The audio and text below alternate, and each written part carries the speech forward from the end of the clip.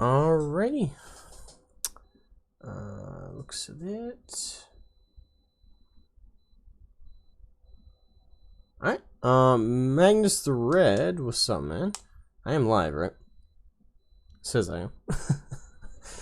Alright, what's up, guys? By the way, if I sound a little bit different than I usually do, I'm not using my Yeti microphone. I'm using my headset mic because the Yeti unfortunately gets in the way of using this whole side of my desk when I have it over. So yeah, I'm just using my headset instead. Hopefully you guys that doesn't hurt the quality of the stream at all. If it does, let me know. I can switch to the proper Yeti mic. Let's see, Magnus the Not Red. I win. Well, you're first today, my good sir, and well done, well done. Kenneth Corn, what's up, man? You just lost the game by typing first. Alright.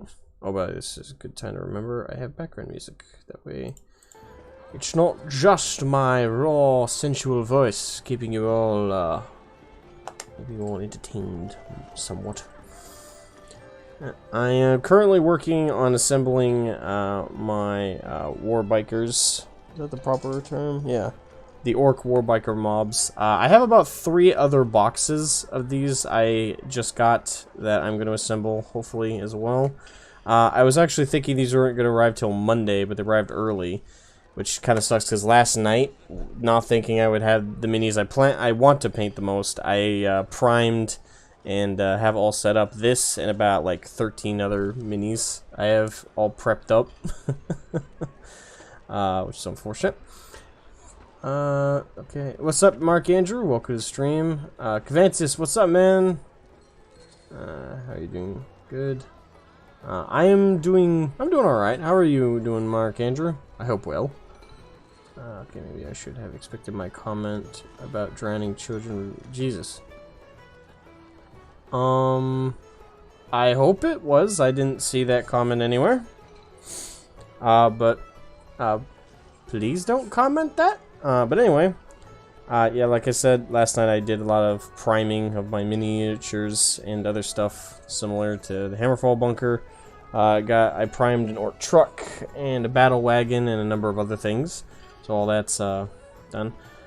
And these guys arrived right this morning, so interesting timing.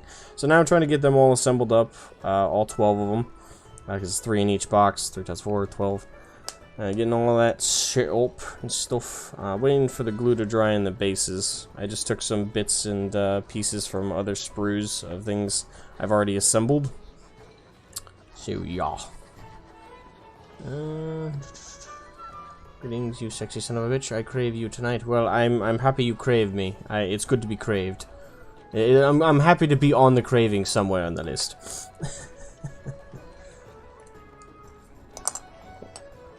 Yeah, this is the only one I got done so far. Gonna have a full biker squad or biker gang before the night is over.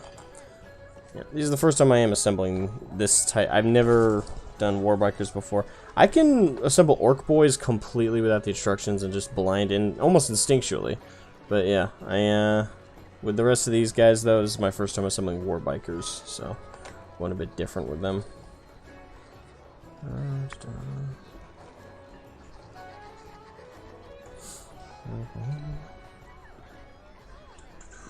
I see that you have the Warcraft bunker. Yeah, you mean the Starcraft bunker. That's the joke, is it's basically the Starcraft bunker. And yep, I got it. I'm gonna do Imperial Fist I was thinking possibly Black Templar since that's my main Space Marine army. But I decided, nah, I'm gonna go Imperial Fists. It just feels more right for the bunker, the more steadfast, hold the ground type of equipment. So that makes more sense to me. So we can talk about the new guard unit that dropped tonight. I didn't even know a new guard unit dropped. Been so busy the last couple weeks. Haven't heard anything about it. But I can look it up and we can talk about it, yeah?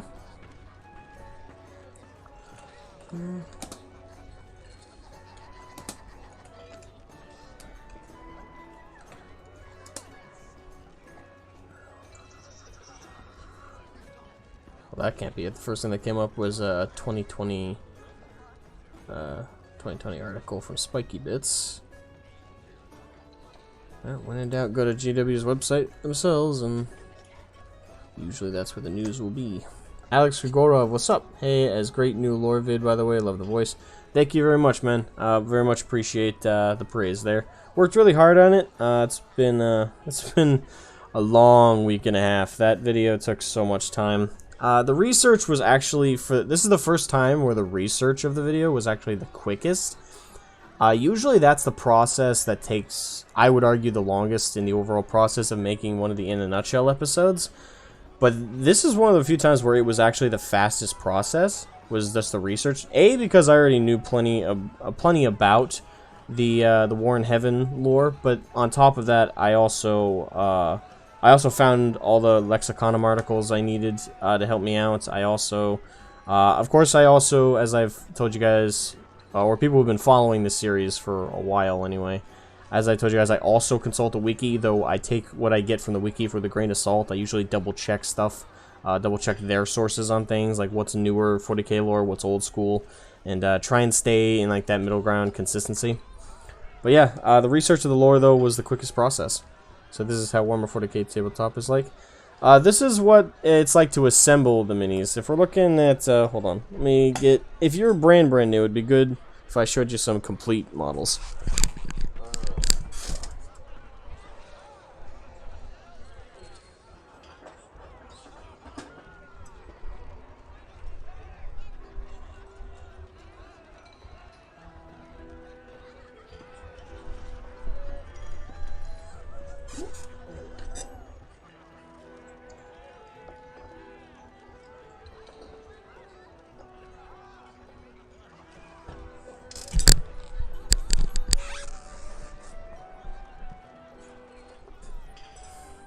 Alright. Yep. For you, Mark, since I'm getting the impression you're brand new, this is what, you know, minis look like when you're just freshly assembling them, when they're, you know, just the plastic. This is what the stuff can look like when it's completely painted and finished up and highlighted and all the washes have been applied. This is my Black Templar Imperial Knight, my Canis Rex Imperial Knight. I hand paint, those aren't decals, by the way. I hand painted the crosses, the text, which has a bunch of different, I tried to add some variety into just the squiggles. I got the Legion, of which the Imperial Fist, the 7th Legion, is derived from, their symbol there. General scripture and text throughout the miniature. This is what miniatures look like when they're completely done, when they're completely painted, and when the whole process is from start to finish is all done. Yeah, but this is the Canis Rex Imperial Knight. This is what some of my orcs, my other finished orcs look like. Orcs are my main army, by the way, for anyone curious what my main army in 40k is. It's most certainly my orcs. They are my main boys. I have over, I think I'm around 300 plus miniatures in my orc army. This is Ghazghkull Uruk Thraka, probably one of my favorite models. You can probably tell with the camera view in particular that I have a dead Ultramarine in there. Yeah, this is probably one of my favorite models. I still gotta edge highlight them, like that's the thing. I thought the edge highlights I did, but they were good, but after the paint dried and all of that, they actually kind of faded away. They really haven't stuck out, so I gotta re-edge highlight him and do some extra weathering. So he's not as much done as I thought he was initially. Ooh, well. But yeah, this is just some general examples of like what completed minis look like. Still my favorite project was the Canis Rex, though. Let me put these back and I'll be right back. You like the orcs? Of course I like the orcs. They are my main tabletop army. They're my favorite army to paint, though I do have Black Templar. My main Space Marine army, I collect several armies, but my main Space Marine army is Black Templars. And that's why I got the Canis Rex, is he's like the, instead of getting a bunch of tanks and other things to help out with artillery and, you know, being a powerhouse in the background, I decided why not just get an Imperial Knight and ally him into the army. So that's kind of my logic there. But let me put these guys back, so I actually have room to finish up what I'm doing.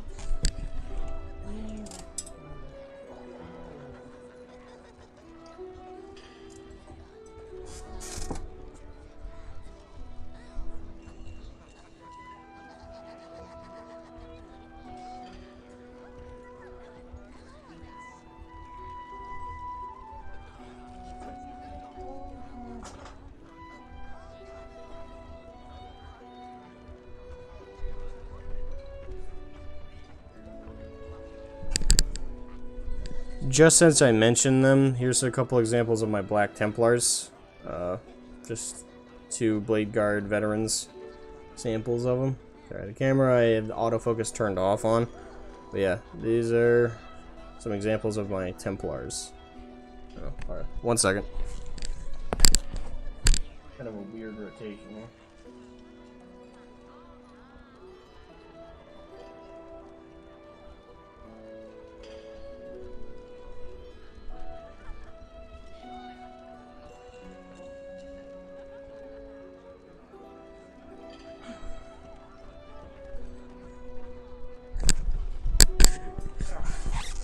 But yep, that's just me sharing some of the normal stuff. WOG, yeah. Whoa! Alright, get you with the chat a little bit here.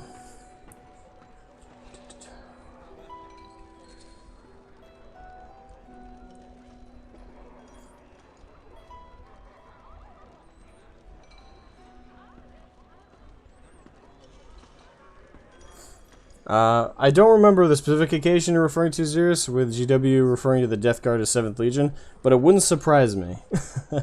They've made some interesting little tongue... I would like to call them tongue twisters, like little mistakes they made and they just probably weren't reading from a script, but at the same time, it wouldn't surprise me too much that GW did that. Especially not these days, but... that's just general. Set that aside.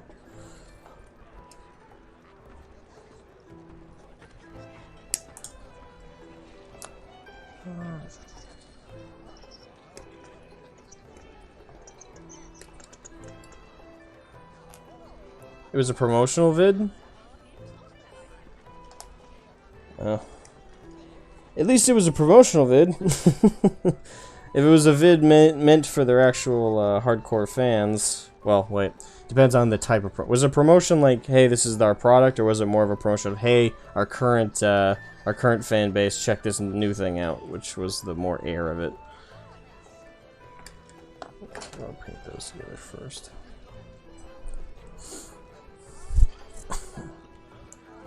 Hey Jackson, you haven't missed much. We're just it's a casual stream as well, so there's not much to miss.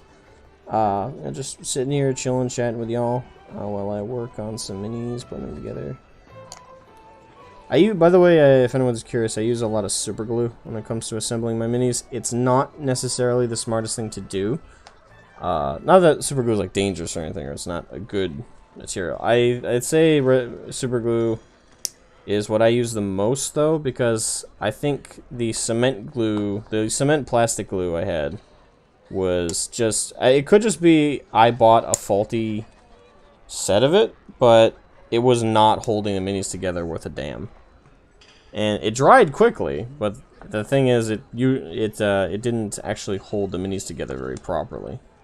So it was a source of constant frustration. So I decided just, you know, super glue, though it's a pain in the ass, if it can burn you if it gets on certain fabrics, it's at least a lot more consistent at holding my minis together than the plastic glue.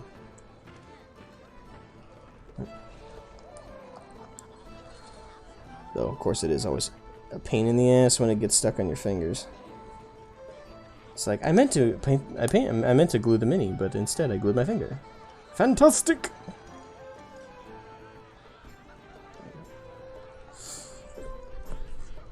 Hey, hello, Samet92, how are you, man?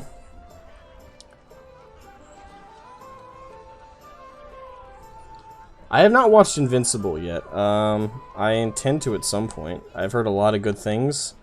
But it's just one of those things like, same reason I missed out on The Boys. I just, I don't have time. I'm all over the place all the time. I usually, when I watch stuff these days, I have to listen to something because I'm either editing a video, or if I'm not editing a video, I'm waiting for a video to render. So I'm also doing something else like assembling minis or painting minis, so I want to listen to stuff. So most of the time I'm spent listening to audiobooks or listening to podcasts or stuff like that than I am actually watching stuff. Oh, that could just be me. Have you tried Revel's Contacta Professional Glue? I have not, because I don't recognize the name at all. So that'll be something to note, I suppose.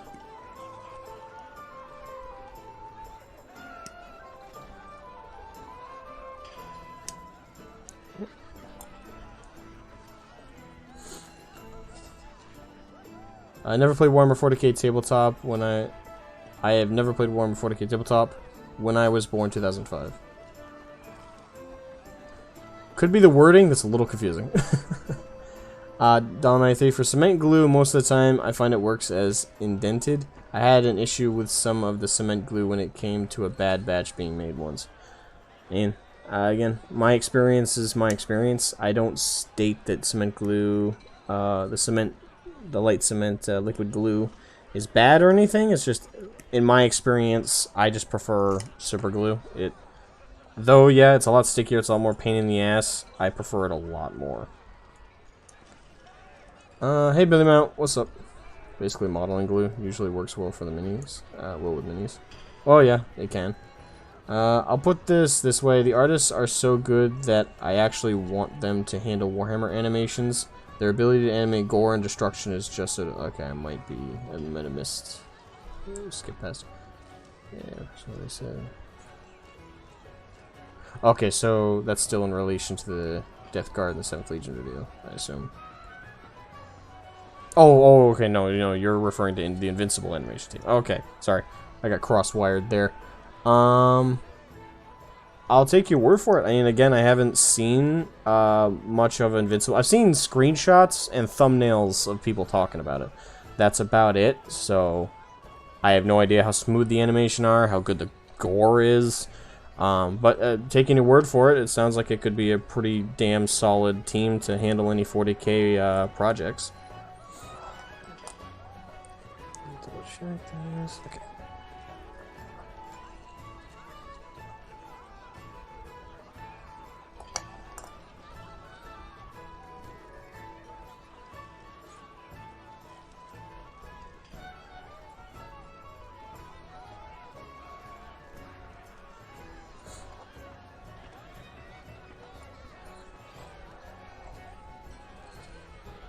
Just applying the glue here. Yeah. I usually apply way too much glue because I'm paranoid, but I've had worse habits.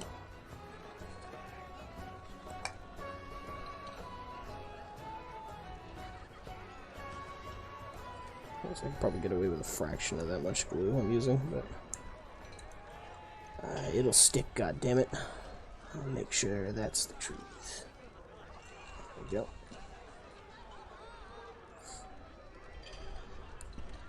Does he mean Invincible, the Amazon Prime TV series? Yes, I'm assuming that's what I'm assuming he's been talking about, yes.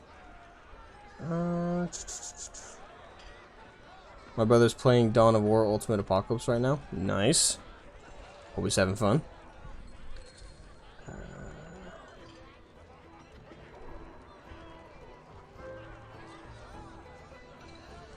Seriously, the way the splatter heads is just, so much brain matter and eyeballs everywhere. Oh. Again, I can only take your word for it at the current moment.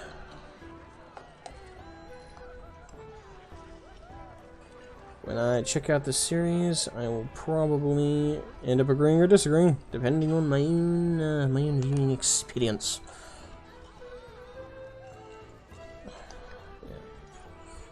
As for that 40k news, yeah. Earlier today, the reason I actually decided to sit down and stream for a bit is I was watching, it was about, not an hour ago even, a little while ago, I was sitting down, just chilling, relaxing, and, hey, Tailcree, what's up, man? Greetings, how's it going in chat? Hey, what's up, Tailcree? Welcome to the stream. How you doing, man? How you doing? Actually, I just realized I could probably advertise the stream on my tiny-ass Twitter right now. Thing is, my second run on Twitter so far has been better. I do have to give a major shout out to Lord Metal Man for helping with that. Because since I came back, you know, he's led me to stay focused on just hobby stuff, and I don't post anything else. So, and hanging out with some of the other major hobbyists on Twitter has been a lot better. So, I'd say I'd say my own little hobby corner of Twitter's going good so far. Hopefully it can stay that way.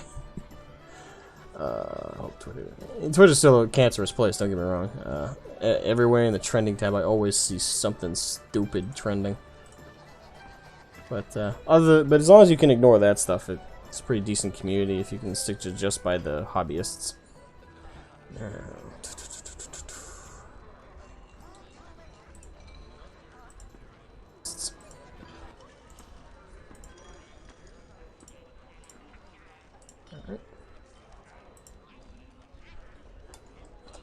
Hold on.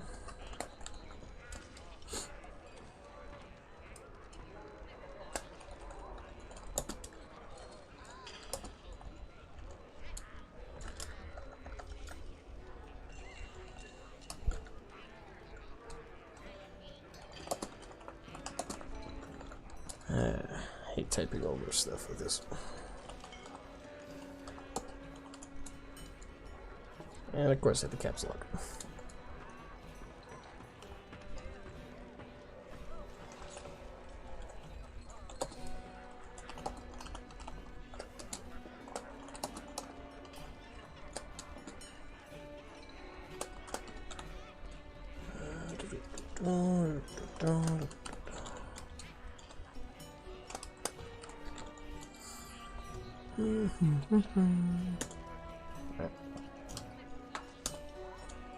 There. I did my Twittery duty. Captain UFO, what's up, man? Welcome to the stream. How you doing? How you doing? How you doing? How you doing? Ah, yes, Twitter, the oxygen of the internet. The oxygen of the internet? I'm curious what you mean by that analogy. So, having worked with Horus Heresy bits, yes, sorry for the K, I'll probably never touch you ever again, aside from a few special models here and there. And yeah, that's your choice, man. Absolutely your choice. If you can find an alternative that you prefer and that you enjoy more, absolutely. It's the beauty of the hobby. It's the beauty of, like, hobbies in general, really. But yeah, as I was saying before, though, as for what brought me to deciding to want to stream, what was your favorite model to complete? Do you mean assemble, paint, or like the whole process from assembling to painting to the whole shtick? So useful yet slowly killing us all. Actually, that's not a bad analogy when you put it that way, no. Also, I'm Egyptian, so does it mean I must Necrons? Does it mean you must? No. Does it mean that there's an underlying sense of I don't know, I had a joke, but I just lost it. Damn it. I hate it when that happens. It's like you have a joke, you think it's gonna work, and then before you can even finish it, gone. Like, fuck. But no, but all jokes aside though, if you're interested in like the more Egyptian theme while also having if you like the Egyptian culture, like ancient Egyptian culture and mythology, on top of you also like Terminators from like the 80s films, Necrons are yours all the way, dude. Like, have at it. They are perfect for you if that's the case. Okay, whole process. Whole process. I'd say the mini. My favorite to complete in terms of overall enjoyment, I'd say would probably have been up to this point. Well, let me double think that.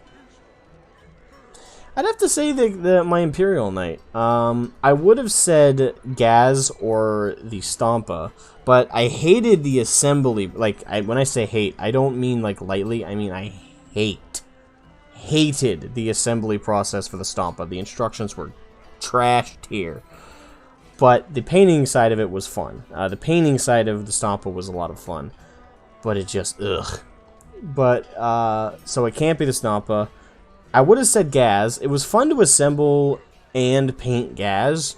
But it was also not as long. Like, Gaz took a good amount of time, don't get me wrong. It was a good number of hours. But I guess it went by so quickly. Because I was very direct with the process of painting Gaz, So, though I enjoyed it a lot and enjoyed the whole process of putting together and painting Gaz, I don't think it was anywhere near as much fun, and for the length of time of how long the fun lasted, as it was the Canis Rex. The Canis Rex Imperial Knight was so much fun, because even in the assembly process, as I was building him up, like as you like see the mini coming together, you get that enjoyment of, oh, I can't wait to get to paint this. Like that's what it was with the Imperial Knight. And I had a ton of fun of just the assembly process because it made me so much more hype for when I actually got to paint him. So when I finally finished my Imperial Knight and got to the painting process and sat down, I primed him, you know, I had everything ready to go. And once I actually started the process and carefully selecting my colors, which there wasn't too many, but overall, just there was so much fun for me for painting Gaz. Hey, sorry, well, painting Gaz, yeah, too. But painting my Imperial Knight, I gotta say, yeah, probably the most fun overall process, if we include assembly, is absolutely definitely what we're looking at with my Imperial Knight. I think the glue's dry enough there. Second.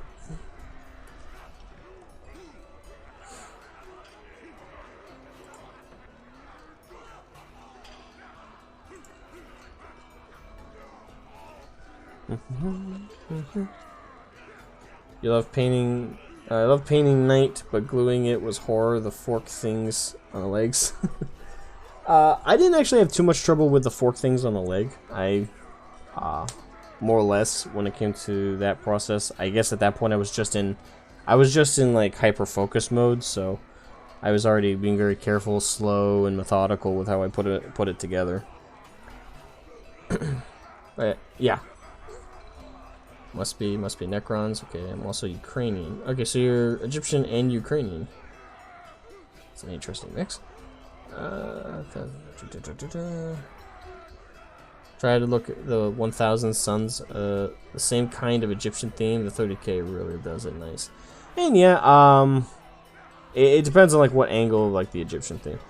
Like I said, Necrons are like if you took like ancient Egyptian style stuff and then crossed it with Terminators, and then Thousand Suns is like, well, Space Marines crossed with ancient Egyptian. So one's more dynamic, one's not. I don't get me wrong, I like the design of Thousand Suns, but comparatively, I definitely enjoy. I definitely think the Necrons are cooler, in my opinion. But that's just me.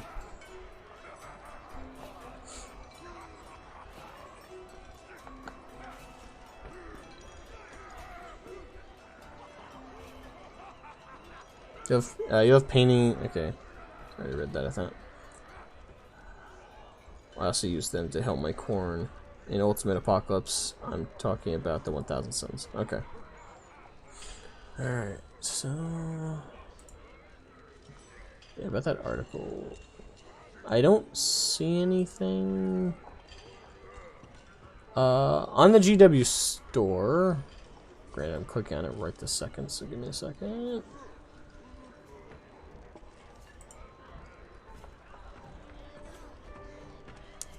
Today.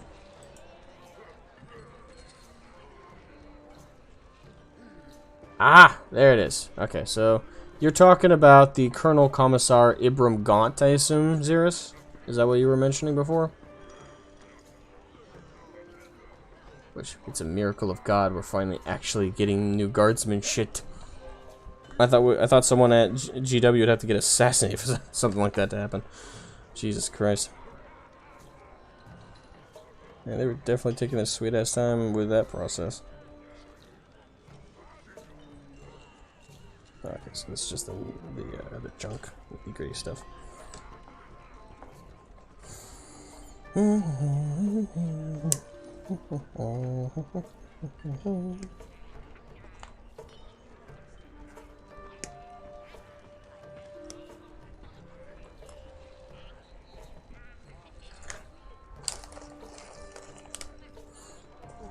Side. About pouring it all over the desk. So I'll put them in piles so I know what assembly is going with what. Gaunt's ghosts are pretty. Okay.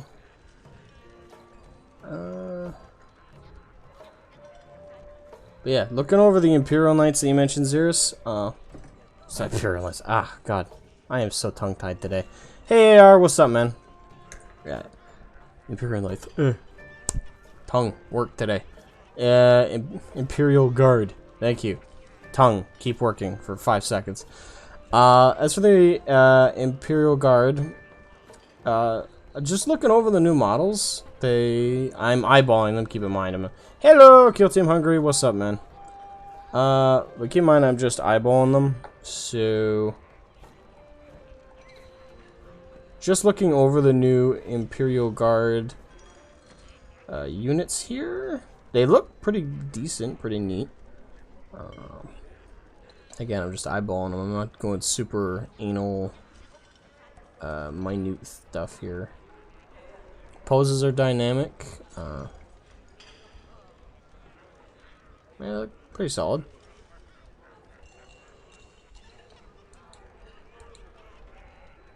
Yeah. I don't have any negative opinions, just eyeballing them. Hey, Gavin Isaacs, what's up? Also, welcome for the glory of the Emperor and the Imperium. And the Imperium, the Emperor. Yes? Alright, so... Yep. Thanks, doing good. Gonna build a Gazlin's truck on Friday. Might stream it. Nice, nice. Cool, cool.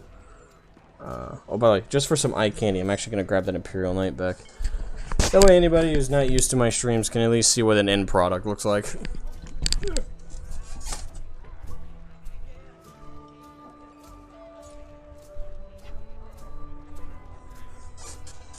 Resources acquired.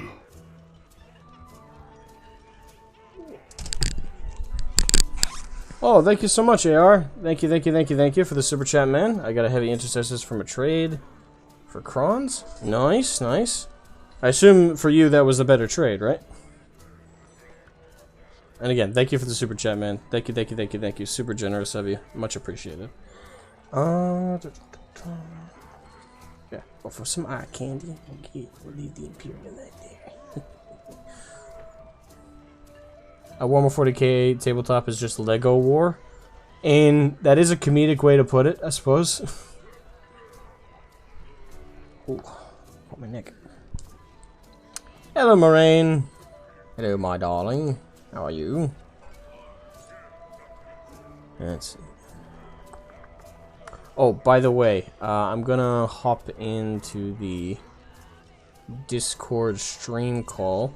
If anyone wants to hop in and converse for a few minutes, ask a question or two, I guess I'll treat it like a radio show. Hey, come on in, callers. Just hop on into the Discord. I will provide a link in the chat for anyone who wants to do it right this second. But yeah, just in the... I know there's a lot of chats for anyone who's not already on the Discord, but in my Discord server there should be caller lines. There's an invisible chat that only I can bring people into, which I'm in right now, and then there's call line, which is the only one that's going to be visible to you guys. If you want to hop in and ask a couple of questions, just hop on into the Discord, jump into call line, and I'll drag you in. I'll keep my eye on it just in case, but just in case anyone wants to do that right off the bat.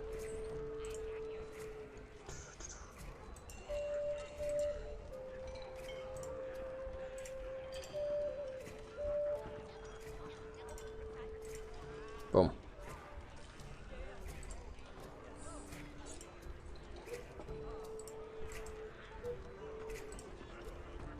Boom. Alright. So, I'm assuming you guys can see the link I just shared. So it should be all set-a-roo.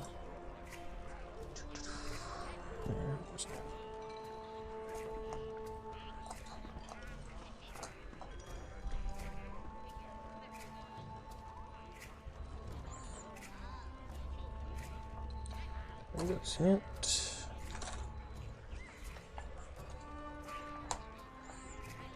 Alright, have a good one, Xerus. Rest well. There needs to be a Lego Warhammer 40k game and must be funny. No, because I don't see that working.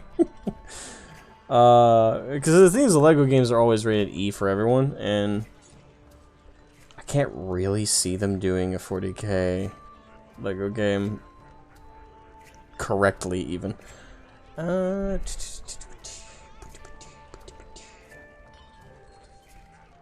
Okay. So,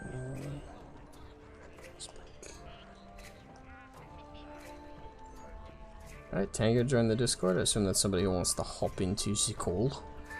If there was a Lego Warhammer game, it better be as Orcs. Well, I'm assuming Orcs would be one of the Legos you could be. Okay, I'm looking for... There they are.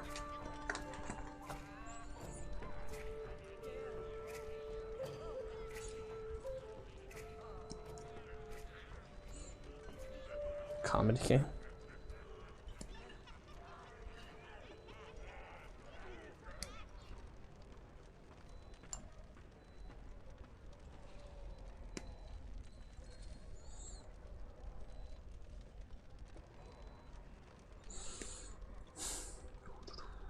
Yeah, but as I was trying to mention earlier, yeah, what made me want to stream a little bit today, and kind of a topic I was interested in bringing up, well, I just wanted to be in the Discord.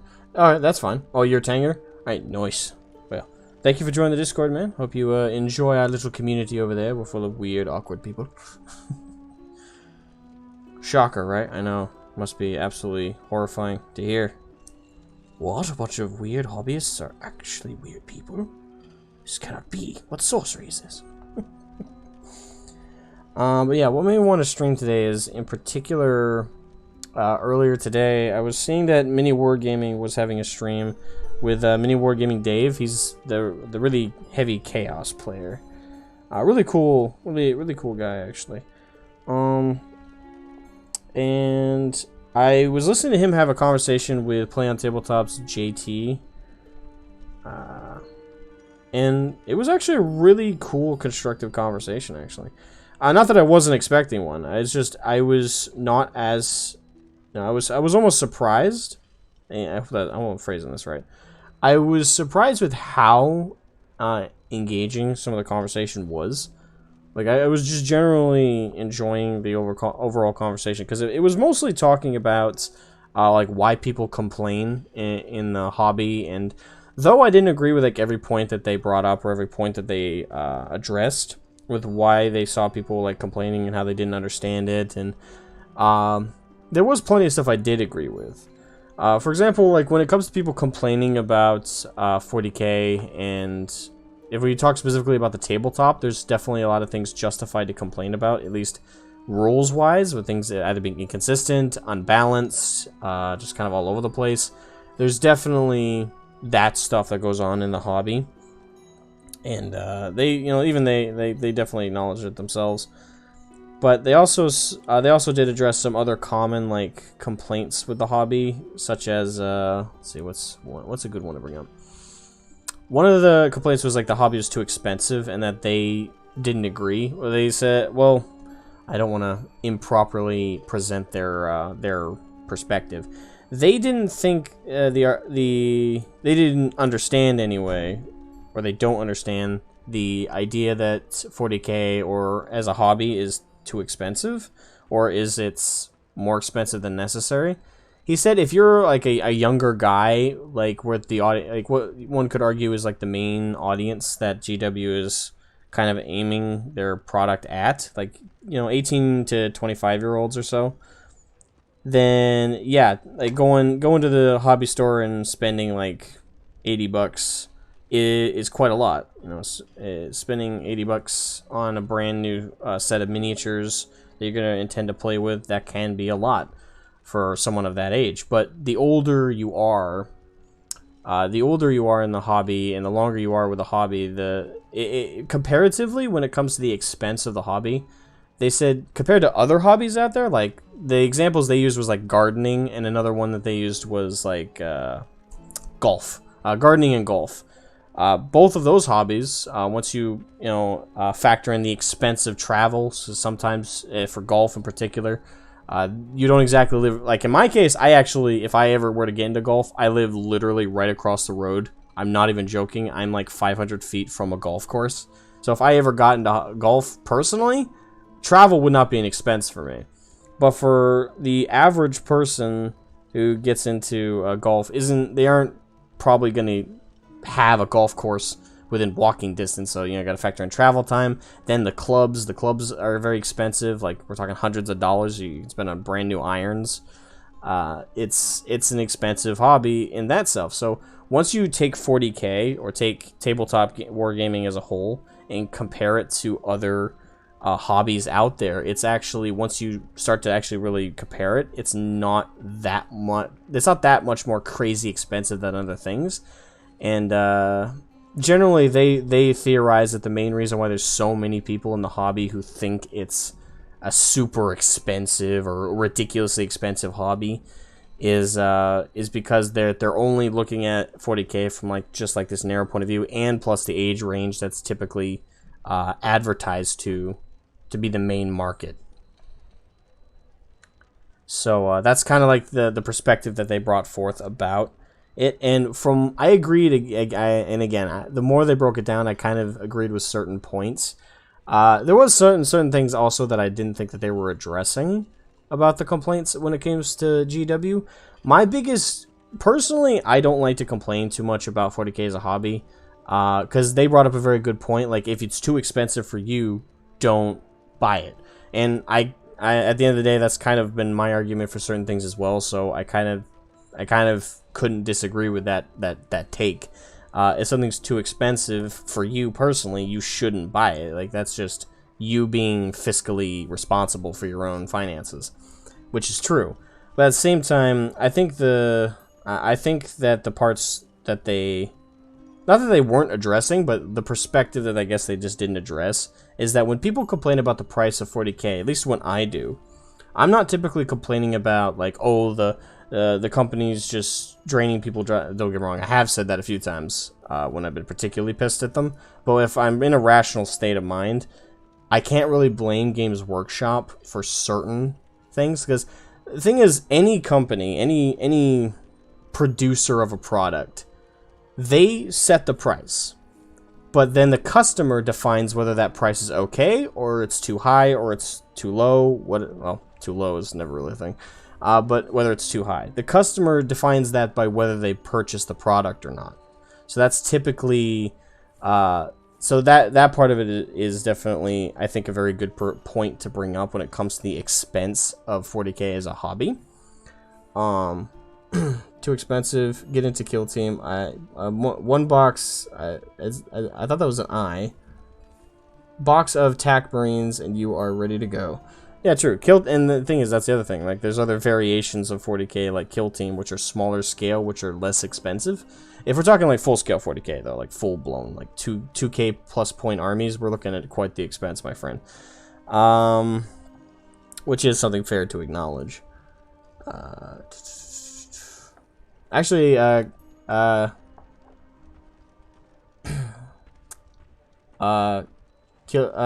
KTH, if you want to jump in the call line and talk about this too, it'd be good to have someone to bounce a little bit of this off of. If you're not available to do that, or you just want to kind of sit back and relax, that's fine. I'm just like, I'll throw the feeler out there. Like I said, if you're available, that'd be cool. Have someone else to bounce this off of. As gardening is a practical hobby, golf is a sports hobby. It makes sense for those to be pricey. Comparing that to Warhammer is highly flawed because it's a niche hobby, not a practical one. Well, the thing is, again, what are you going with when you say practical?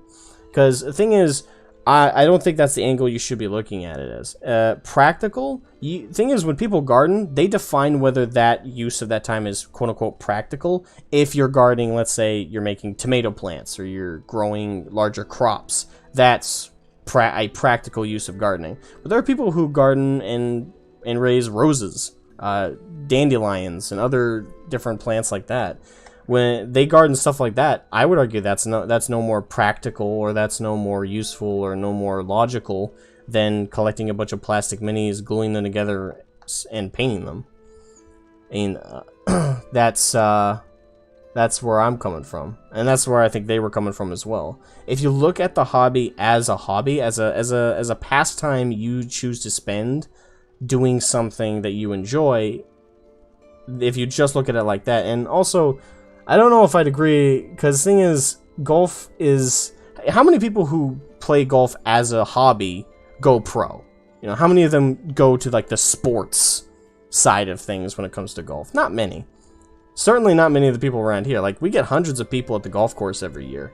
You know how many of them are pros? Zero. Zero. Zero of the people who play golf across the road are pros. Zero of them make money at it. It's not a practical hobby at all, unless you're super fucking good.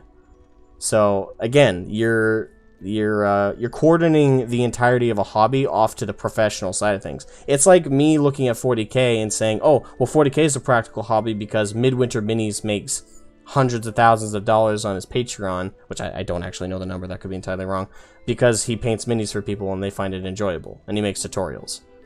I can define all of the 40K hobby based on a few people who have a practical financial gain and use of that hobby. Any hobby can be turned into a financial gain, it can be turned into a practical use of time, but that's for the very, very few. The vast majority of us that engage in this hobby are not going to see any kind of financial return from it. What we're in it for is a return of enjoyment. It's a return of our it's just basically a mental health kind of thing. Like, I paint and I assemble minis because I find this relaxing. I enjoy it. Will I ever make money at this? Probably not. Will I ever see a dime for all the hard work I put into my Imperial Knight or any of my other minis? Hell no. But I didn't expect that, and I don't think anyone should when you get into a hobby. And likewise, the people across the road who play golf. You think they're putting hundreds of dollars into all their irons and all their other crap because they expect to get a kind of practical return on it? No. That's just not a thing. That just doesn't happen. Well, poor wording there. It just doesn't happen to the majority. The vast minority who have such an amazing, carefully curated skill at something, yes, they're going to make money. They're going to turn that hobby into a practical use of time. But again, that's the minority, not the majority. And looking at the hobby from a majority perspective, you can very easily compare something like gardening and golf to 40K and tabletop miniatures. Because again, you're looking at it from the majority perspective, from the people who aren't going to necessarily play the game from a practical standpoint. They're playing it from a standpoint of someone who wants to enjoy a general mental health break from reality kind of thing. It ruins the hobby when you taint it with the dollar. I really loved driving until it became my full-time occupation to pay rent with. And true. That's the thing. That's another... if I'm interpreting what you just said correctly, that's the other thing. For the minority that turn their hobby into a moneymaker, it's no longer a hobby. Like, the moment that this becomes your source of income, the moment that this becomes what you rely... what your life depends on, it's no longer a hobby at that point. And at that point, you can't even refer to something like golf, like gardening, or in this case, 40K, as a hobby. Because at that point, it's not a hobby, it's a job. And jobs are rarely, if ever, fun.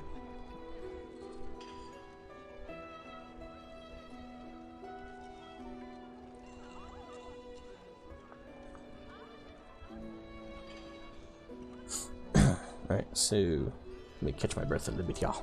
Actually, I guess I haven't barely drank anything today. But yeah, I actually did really enjoy that. You got my wording. Good job. Awesome. Okay. I'm glad I got it. I wasn't sure.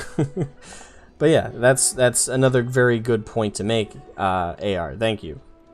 So yeah, but back to that. But there are different hobby types. Correct. That is a fair thing to say. There are different categories or subcategories of what makes up a hobby, and like Xerus was trying to say, I think, is that certain hobbies are definitely have more of a practical use or more of a payoff for what they offer for the money you put in, which is true. But I just don't think gardening and golf are golf in particular, out of those two examples I provided, aren't really good. You can't really weasel out of the comparison with those by saying that they're practical, because again, it depends on how gardening. It's very much dependent on what you're doing when you're gardening. If you're gardening flowers, it's not any kind of practical use. If you're gardening like tomatoes, if you're gardening like watermelon, like food, then yeah, it's 100% a hobby that can pay off. Probably won't, because my family's got a lot of gardeners in it. My grandfather's a gardener. He grows massive food crops every year. The amount of money he still has to spend on those types of foods is still off the fucking charts. You meant something a bit different, but never mind. What'd you mean? Yeah, you don't gotta say, oh, but never mind. Like, feel free to explain, like, if I misinterpreted.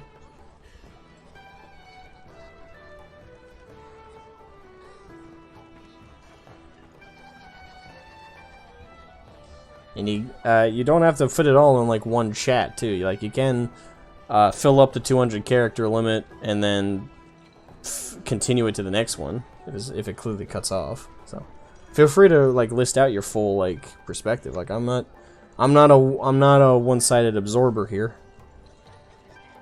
I still enjoy driving, but it is totally different, and my mind works differently when I start thinking about what used to no big deal is now literally money, money, money in giant red letters. Sorry, I'm not so good at typing, and I'm not the best at typing either, so I can't blame you there. So I'm slow. Yeah, you can take all the time you need. I'm not gonna rush you. I don't want to rush anybody. I'm not like combating anyone. I'm like, hey, you got to get this done right now, or you somehow lose. It's a conversation. And keep in mind, anyone who may be just joining the chat as well, if you want to hop on to the Discord, I can provide the link again. I'm assuming it's still. If anyone wants to hop on the Discord and wants to discuss this verbally, feel free to join the call line. I would love to continue to converse. Not that the chat's not a solid way to do that as well. It's just I'm offering. I let anybody who wants to jump in the call line, jump in, converse for a bit if they so choose. That is perfectly okay. I am keeping my eye on it. I am making very little progress gluing these together. But that's okay, because I'm having strong, constructive conversations with awesome people. Well, your mic doesn't need to be like God tier, to, as long as I can understand you.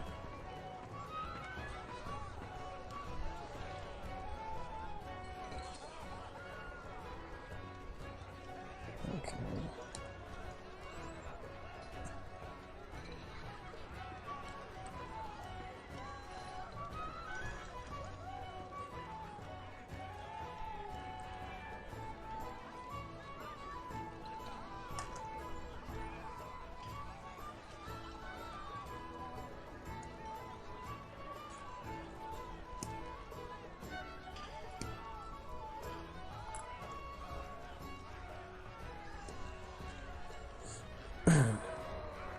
I'm a bit intoxicated, but have been asked to not actively talk about subject O, but yeah, sorry for my bit off wording.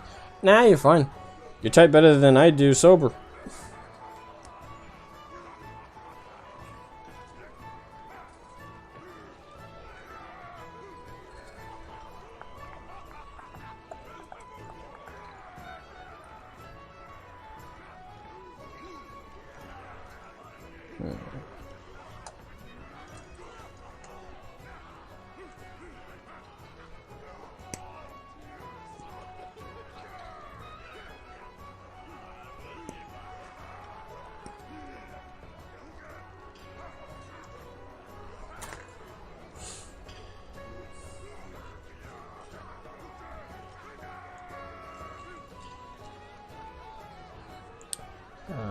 Can try if you don't mind. Yeah, I don't mind.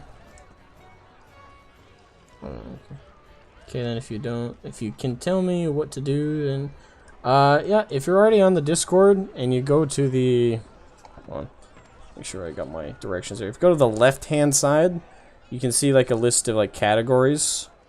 And in the categories, one of them is called caller lines. All you're gonna see is call line. Just hop in there, and I'll manually drag you into the call I'm in. I'm in a privated hidden call, because I do wanna. I've learned my lesson that if I just jump in one of the public VCs, the public voice chats on my server. Okay, you're in Sleeper's Den. You're not. Okay, I'll just drag you up though. Alright, so I just dragged you into the Discord call, I think. Okay.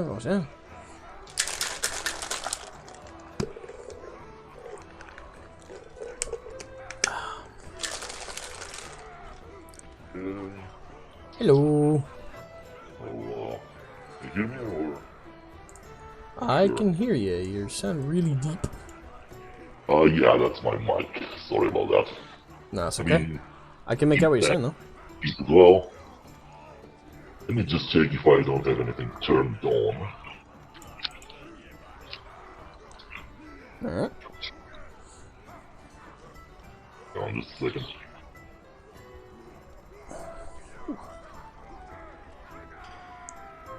Oh, there we go. No I rush had at all. voice FX. That should be good. Oh, there you go. Okay.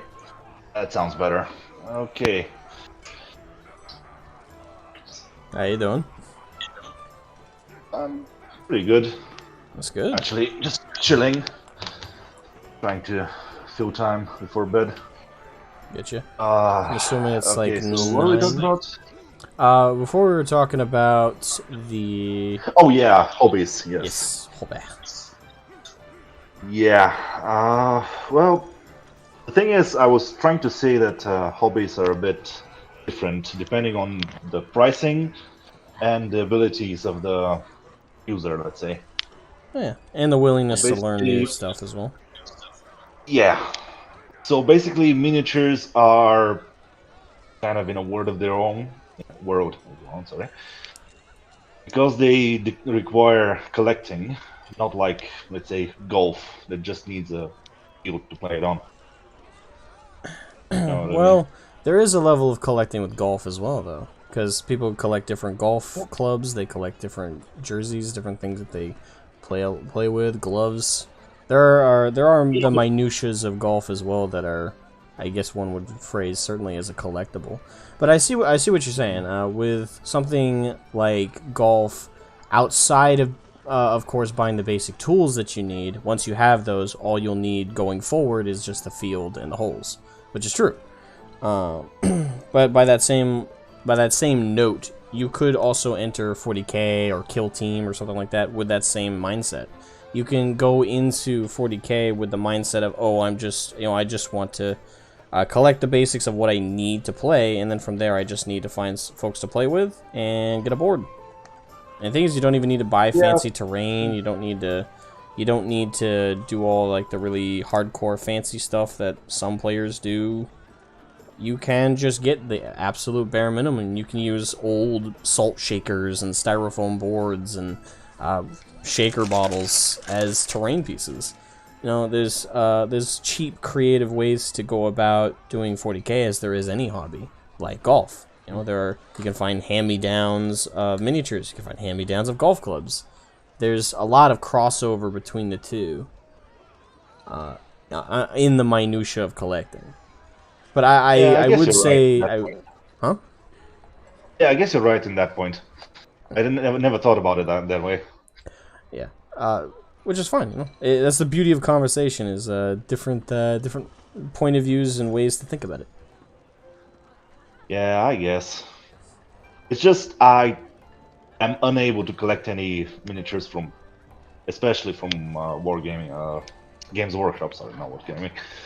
Especially from Games Workshop, just because there is no way to get it in my country cheaply enough. I'm sorry to hear that, spend man. an ungodly amount of money. Yeah, no, it's fine. I'm here for the lore mainly, so I'm not really into collecting that much. Okay. If I have the opportunity, I'll probably get some, but I'm not really into that stuff right now. I just don't have the time. I get you. And, yeah, I'm just fascinated by the story and you know use it as an inspiration sometimes. Well, I definitely understand what that's like. I myself really enjoy the lore, and that's definitely what got me into the hobby. And for the longest time, because it was hard to afford miniatures myself, the big thing for me that made me a fan these last 7 years, I've been a hardcore fan of 40k. Well, I'd describe myself as hardcore. I'm sure there are some really, like, hardcore Nick Beardy types out there who will be like, you're not hardcore. You think you're hardcore? You should spend $7 billion a year on miniatures. Oh yeah, So, I know some people like that. I know some people like that. Yeah. I mean, it's all just fun and games. And Truly. You know, the thing is, for describing the hobbies, sometimes when you need to create a community in certain places, it just takes a lot of time and a lot of effort. And for example, I'm an avid gamer, and I started playing games in, I don't know, how can I describe it?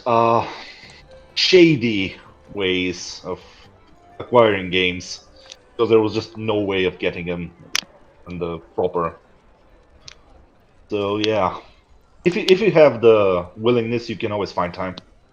That is true, yeah. Hmm.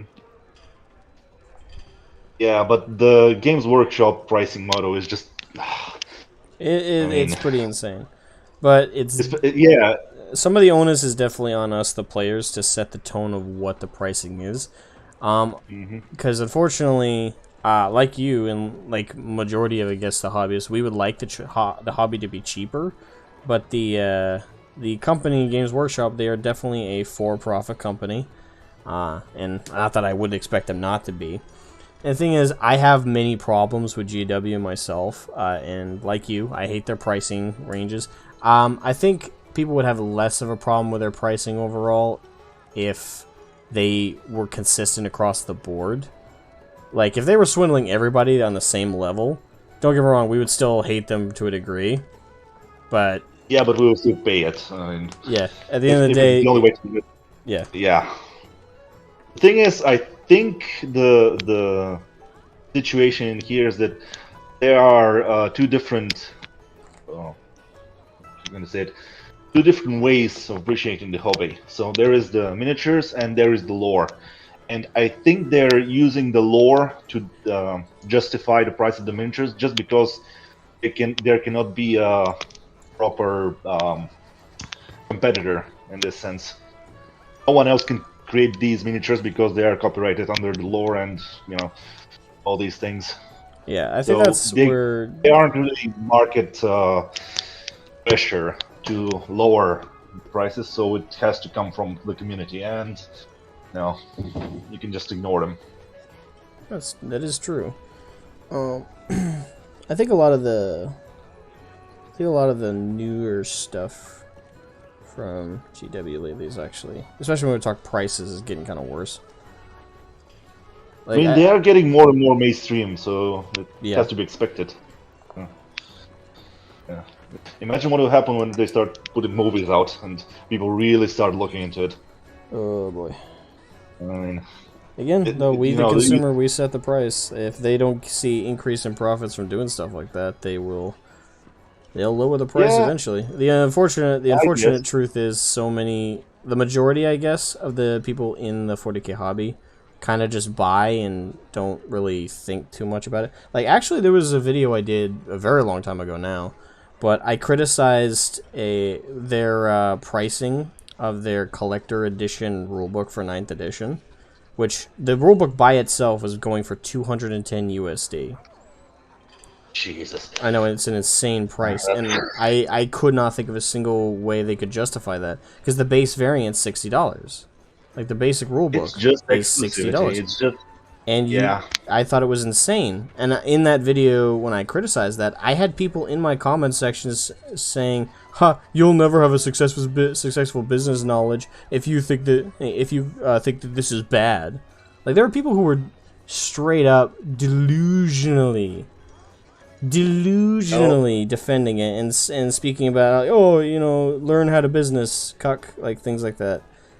There are people out there who will buy from GW on principle, even if they're getting their asses swindled, and they don't care. Oh, you know, yeah. Even every puddle has its whales, so. Yep, and unfortunately, You know. the whales in 40k cause the rest of us to still be stuck at the price points we're at. There's quite a few people who can't or won't get into the hobby because the initial price tag is just too damn high.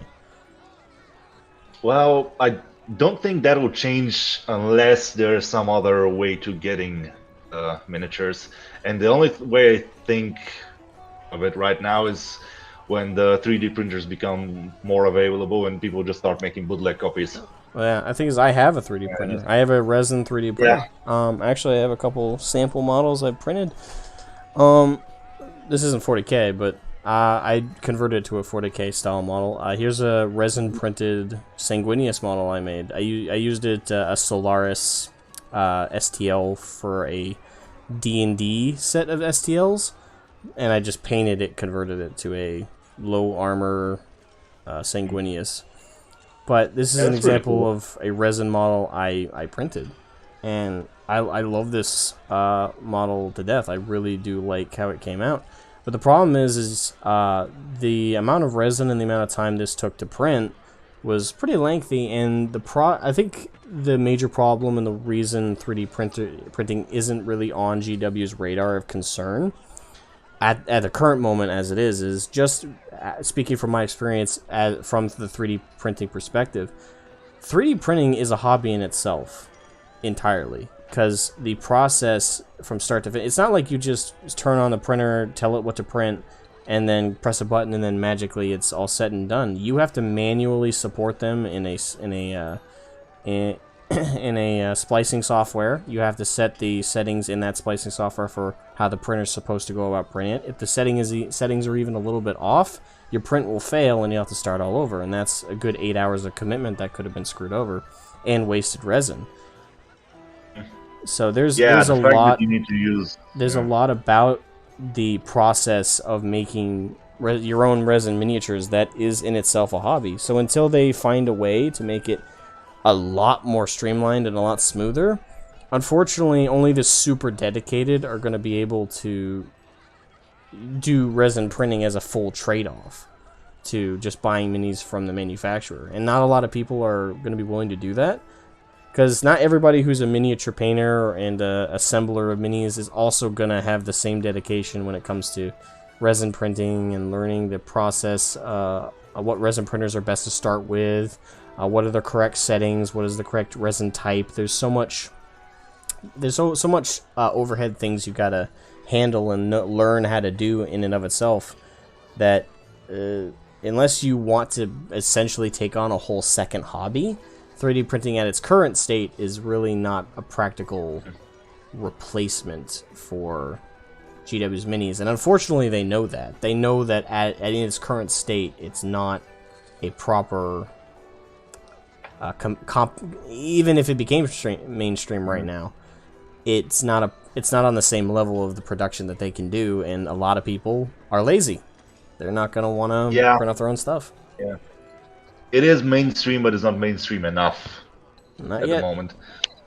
And also, the 3D printing technology is, well, Infant. there isn't any incentive of getting it consumer friendly, because it's more of a development thing. I mean, we're using 3D printers. We're using 3D printers to get some really interesting stuff right now, but nothing really commercially viable at this point. Unfortunately. Also because you need to get proper amount of resin or other materials, and to, for example, set it up to create plastic models will be.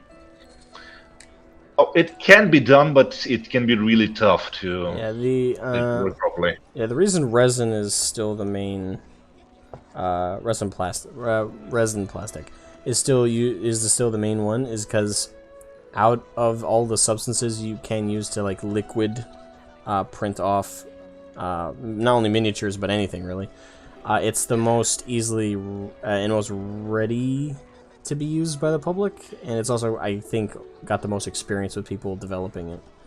Yeah, tell me about it. I mean, I'm actually doing. I'm actually working with polymers professionally, so. Oh, sorry, Chris I'm kinda Vuker, I into didn't that. welcome you or acknowledge you, man. Sorry about that. Have a great night, though. Thank you for hopping in. Sorry if I take too much of time. That's actually. No. Didn't mean to. It's good conversation. It's good conversation. Good night. Thank you. If it's for the PLA printers, it's straight to the Spaghetti Legion. Oh yeah. If you want to make some sort of Cthulhu monstrosity, yeah, you can do that, but nothing else. PLA well, printers you are can- good for terrain. They're good for very large Yeah. things, but they're not good if you want a detailed miniature, unfortunately. Yeah, you can make a big miniature, but if you want like 7 feet sanguineous, that can be done. Yeah, imagine life-size miniatures. That would be awesome. Oh man, just put him on a field and trying to move them like the whole crew moving one miniature at a time. Jeez, I don't even want to think what Forge World would look like.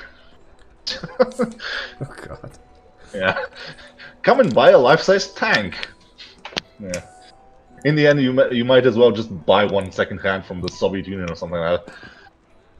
Convert it. Mm-hmm. Oh jeez. Now I have images of Orcify like T-34. Jesus, Russian orcs. That'd be Oh, God. hilarious. That'd be absolutely hilarious. Land, warg! Yeah. They're fueled by vodka and wishes. Ultimate fuel. Oh Jesus. Yeah, I guess.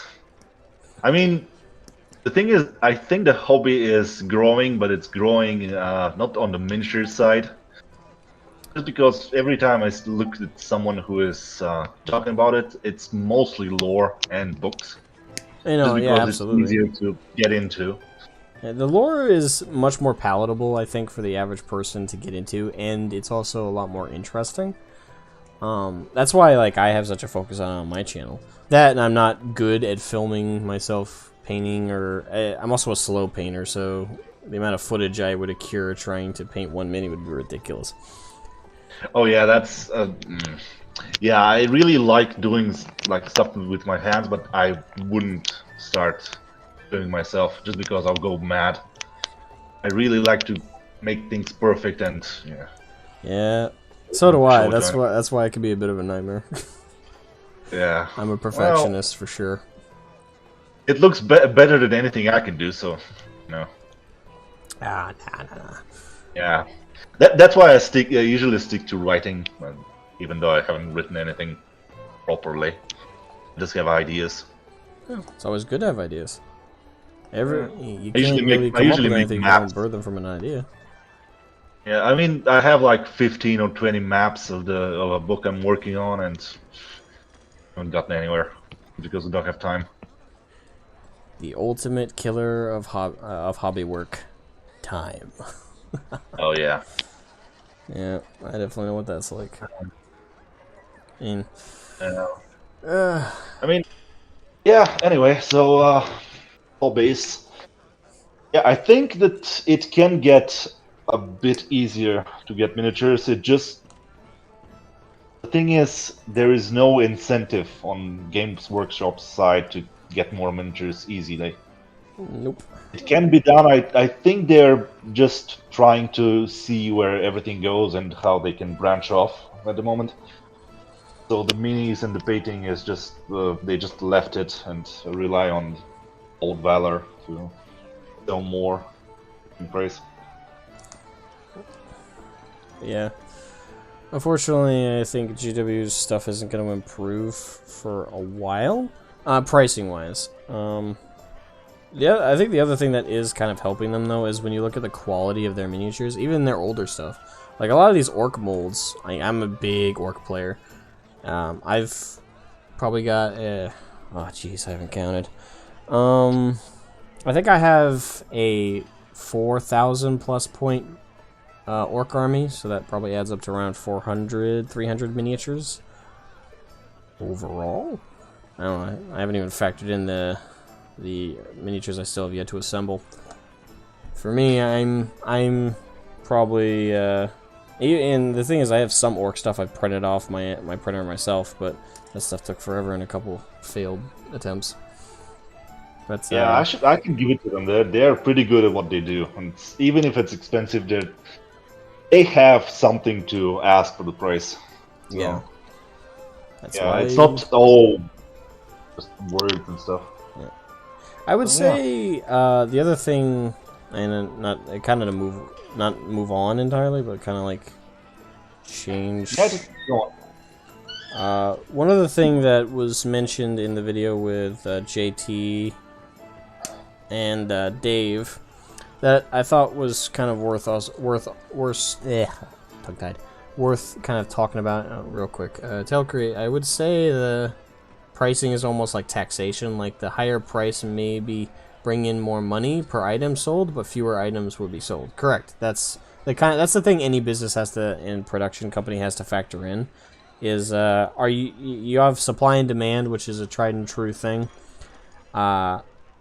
And one thing is the higher the price of something, the less people are going to buy it, which is true. But if you can put the price up really fucking high and there are still people willing to buy it, that kind of, unfortunately, can make up for the lack of people buying it. Like, whales are a thing, and they're really bad for hobbies sometimes. Yeah, I mean there is exclusivity, and then there is Skyrim horse armor. So yeah, you know, and the good and the bad. Yeah. And the bad with a Sorry, you were saying? But yeah, JT and Dave brought up was lost my train of thought a little bit. One thing that they brought up was the number of people complaining about the hobby, and the thing is, from where they were coming from, I kind of agree, because they weren't saying like, oh, people shouldn't complain or they can't complain. They were basically saying that, you know, if you complain, if by complaining is how you enjoy the hobby, that's fine, but I don't have to listen, and that's true. You know, and that's kind of where I'm at with the hobby.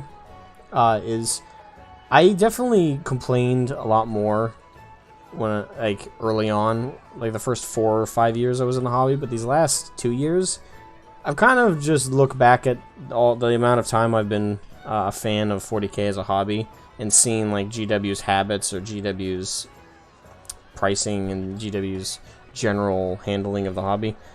And the more I've been a hobbyist, the more I kind of just got to this point where I'm like, well, people are gonna, if people don't like certain things in the hobby, GW are not gonna listen to like verbal conversation.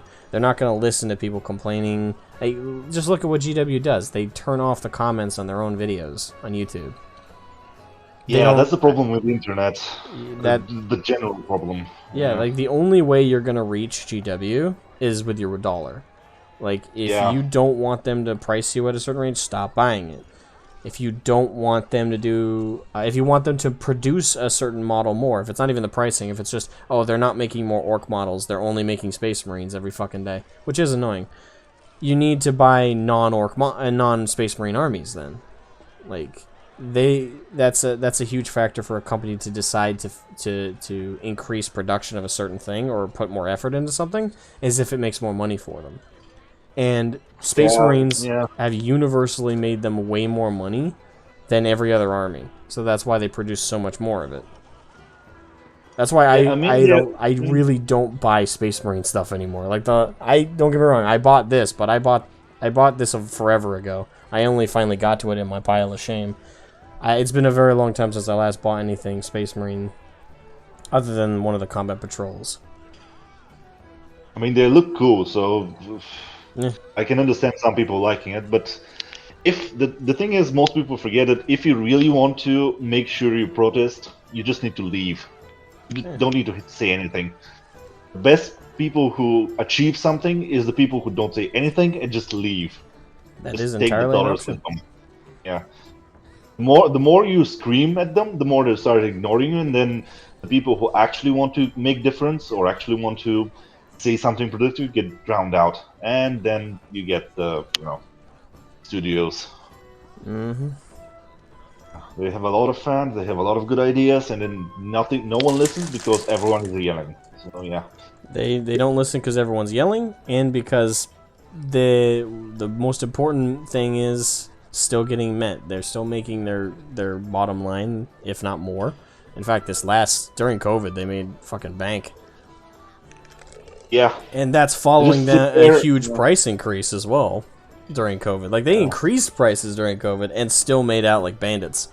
So, at the end of the day, unfortunately, it's not GW. The thing is, I can't blame... As much as I get mad sometimes at the pricing, as much as I get mad at some of the things GW does, I actually... the more I think about it, the more rationally I think about it, I honestly am starting to blame GW less. And this is also based on what I've seen. It's not like the company has done something to make me warm to them. It's actually what the other consumers of my same hobby say and do that also has led me to not get as mad at GW, but more mad at the fucking scalpers, get more mad at the whales, get more mad at the people who continue to allow placate to GW's pricing, to allow them to have these ridiculous price tags and these ridiculous pricing schemes, and also allow them to have these ridiculous pricing schemes in certain regions. Like, the people who live in Britain, even if you do a price exchange, a British friend of mine who actually is a hobbyist as well, and I sat down and actually did price conversions, and it's actually, even after you do the conversion, it's still cheaper to get minis in the UK as opposed to America. But I was like, okay, well, that's fine, because I'm a foreign entity. I'm assuming everyone who's not UK is all charged the same, though. No, Australia, once you do the conversion, they're still being charged hand and foot way more than places in America. Northern European countries are priced to God and back. Like, all these horrible pricing schemes are all over the place. And I used to get mad at GW for it. But the more I've been paying attention, the more I've noticed that it's not really GW that's just... Yeah, they are making these horrible choices, but they're not being punished for it. Their prices... You'll notice they made more money during COVID despite a price increase than they did before. The thing is, it's not a horrible choice from a business point of view. So they are making more money. So if they just look at the bottom line... Also, the pricing is different in different countries, but this was normal before the wider internet sales. Yeah. So if you wanted to sell, for example, somewhere else, you needed to get the pricing, you need to get the tax, you need to get an import and stuff like that. And GW is an older company, so they might just do it the old way and just get more prices, higher prices. So it's not surprising that they do that. It's just, I think people are expecting them to act like some sort of younger, newer, bigger online store. Just sells miniatures all over the world at the same price at cheap because others do it. Yeah, they're expecting the company to be moral, I think is the problem.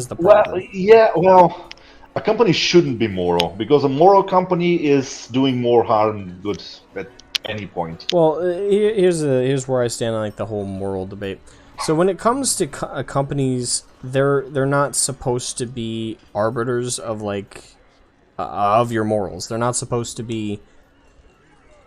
The whole point of a company, right, is to make money. It's to make sure that the people in that company are making a profit so they can feed themselves, feed their families. They're not there dedicating or donating their time. They're not a volunteer basis thing. That's not how they work. So, and I think honestly, as I've gotten older, the more I realize that's a good thing. Because the thing is, with companies, you know exactly what motivates them. Like, they're there for money. Once you realize that a company is not your friend, that they're not trying to help you out, they're not trying to provide you a good time. I mean, they are, in this case, but they're trying to do so for the money. The moment you realize that, the transaction between you and them is actually better for it. Because, the thing is, with that whole, moral debate and moral argument with companies trying to be, more, socially conscious nowadays, the thing is, they're doing that because they want more money. Like, Yeah, do you that's think all Microsoft, marketing. Apple, do you think any of those companies actually give a shit about the social issues that they quote unquote talk about? No. They want more money, and to do that, they have PR. They want public relations to be better for money. That's it. Thing is, moral companies are different than moral people. If a bunch of moral people that have high morals gather up and create a company, the company cannot well, it not can't, but might not be moral in a traditional sense. It might just make money in any way possible. But if the people who are leading the company have proper morals, it just won't do the things that we all hate, like price gouging and all the other things. Let's just keep the language safe. But if it's a moral company, then you can excuse the actions of a certain individual because the company itself is moral, you know, the whole collectivist thing. And then we go into some difficult territories. So I just oppose the idea of a moral company because in the end the company is a tool. The company is just a money-making machine. And a machine cannot, well, a normal machine cannot be moral in a regular sense of terms. You should not humanize the company. You should not create the company as a living being that creates its ideas, its morals. It needs to have a certain way of thinking. It just doesn't work like that. Correct. And I think that's how companies should be seen as. I don't know when this happened. The thing is, I don't know why this has happened more and more lately, but people are starting to like defend companies like they're like their best friends or some shit. Have you seen some of that? Yeah, I think it's the internet and the way people just see each other. Because we're used to talking, when we talk to someone, we're used to talking to the person.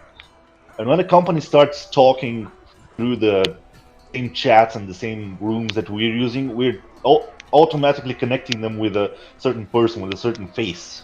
That's why when we say Facebook, we think Mark Zuckerberg. When we think Google, we think some of the other guys. When we think Twitter, we think of what is his name? Yeah, you know what I mean. Every time you say a big company, there is a face that jumps at you, and you think everything that this company says is this guy. You don't think about the million other drones that are working in this company. And they don't have the words, they don't have the means to change the way the company runs. Yeah, Jack Dorsey, exactly.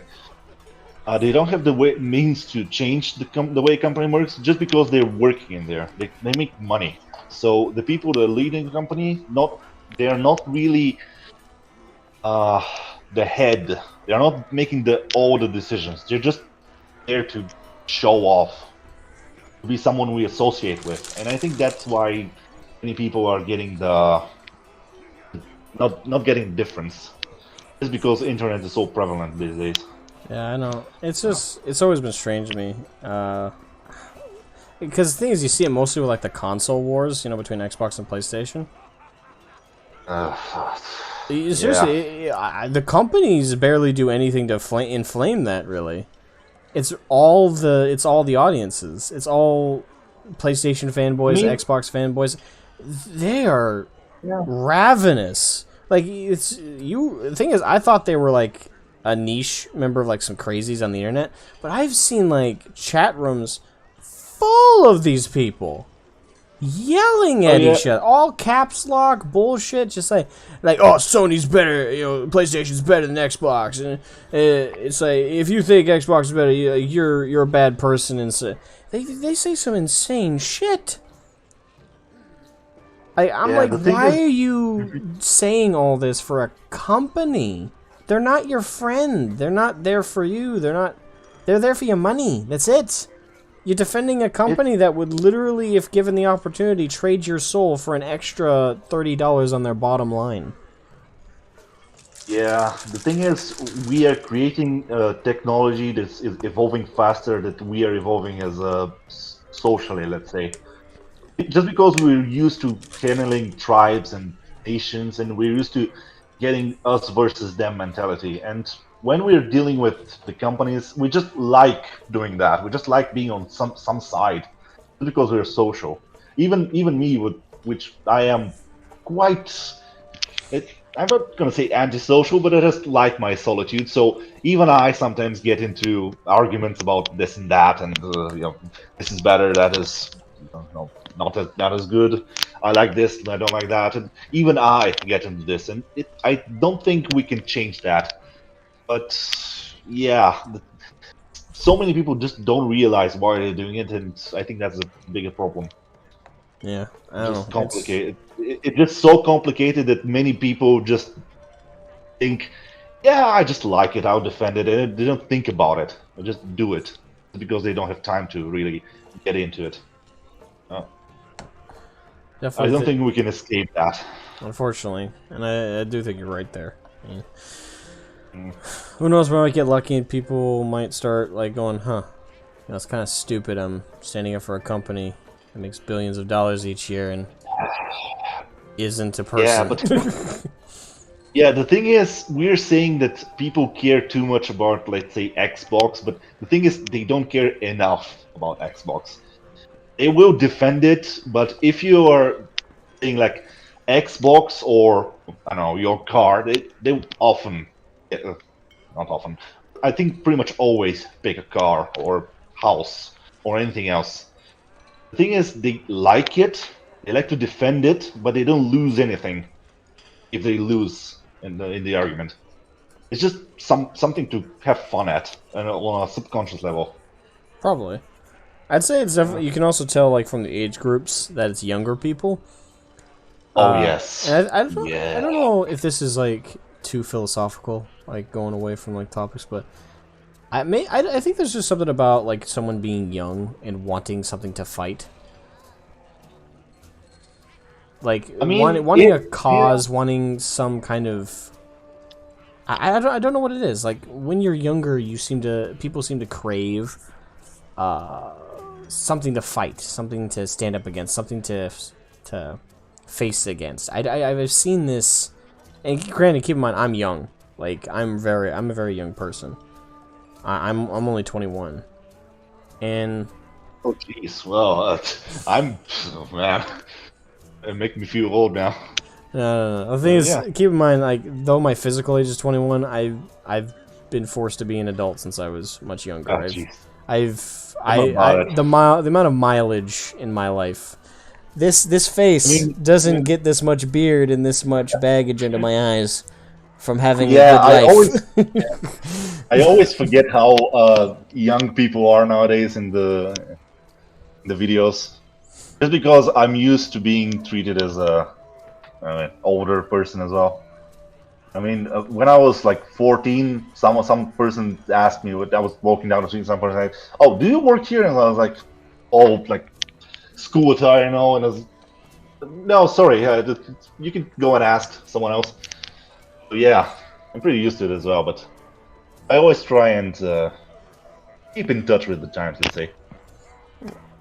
I do too, even though sometimes it's very exhausting. Yeah. The thing is, from my upbringing, I actually have the culture of, let's say, 40-year-olds, just because I used to watch like old cartoons that came up when I was little.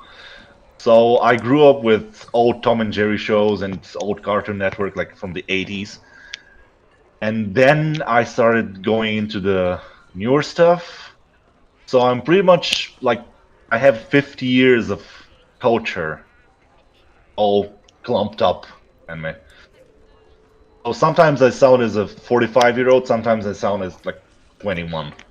I think I rarely sound like my own age. I don't know if that's a good thing or a bad thing, but generally, I'm an older soul, I suppose. Would be a way to put it. I think it's better nowadays to sound older, just because you can get more sophisticated conversations right now. That is true. The thing is, people that sound young may not be that young. It's just they're a bit more concentrated on a modern stuff. Like they only watch modern cartoons, or they only read modern things, and they're not as culturally aged as some of us are. Just because some people like reading old stuff, and when you read something that's old, you get a different way of looking at things. Yeah, well, I grew up on, I grew up with the VHS and VHS player and watching a lot of old movies and, my family didn't have the internet, like, properly until I was, I'm gonna say, almost a teenager. I mean, I grew up, I usually phrase it like this, I grew up in an 80s household in the late 90s, early 2000s. Yeah, same. It's though I had very minimal contact with technology and stuff of my era. Like, the internet was new to me when I was entering high school and learning computation and learning basic digital literacy and stuff like that. So, I guess and plus growing up on a farm and learning a lot of learning a lot of hard truths early on.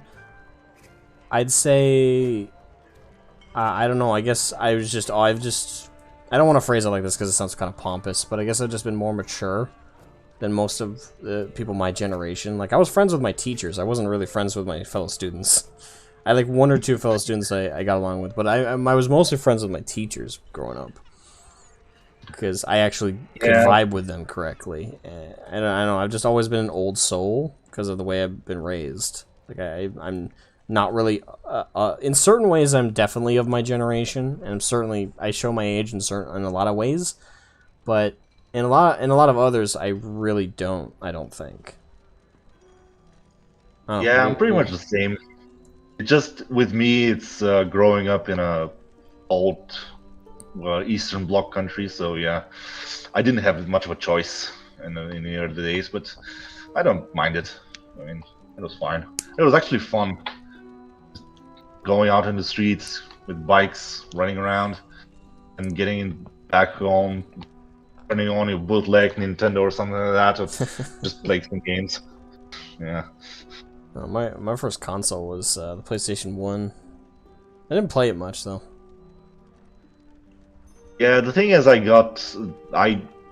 think my first PC was some of the earliest PCs available.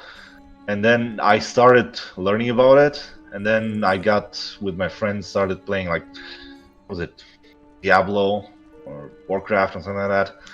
And I used to go to, like, what was it called? Game rooms, I think, like a cinema or something like that, just made into a PC cafe, let's say, with all computers.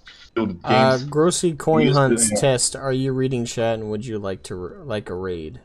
A raid? Raid? It's a raid. Oh, I think they're thinking about raiding you from another stream or something. Well, what does that mean? It's like someone else is watching your stream and is sending his supporters to raid you, I think. Maybe. Well, that'd be cool. Say it correctly.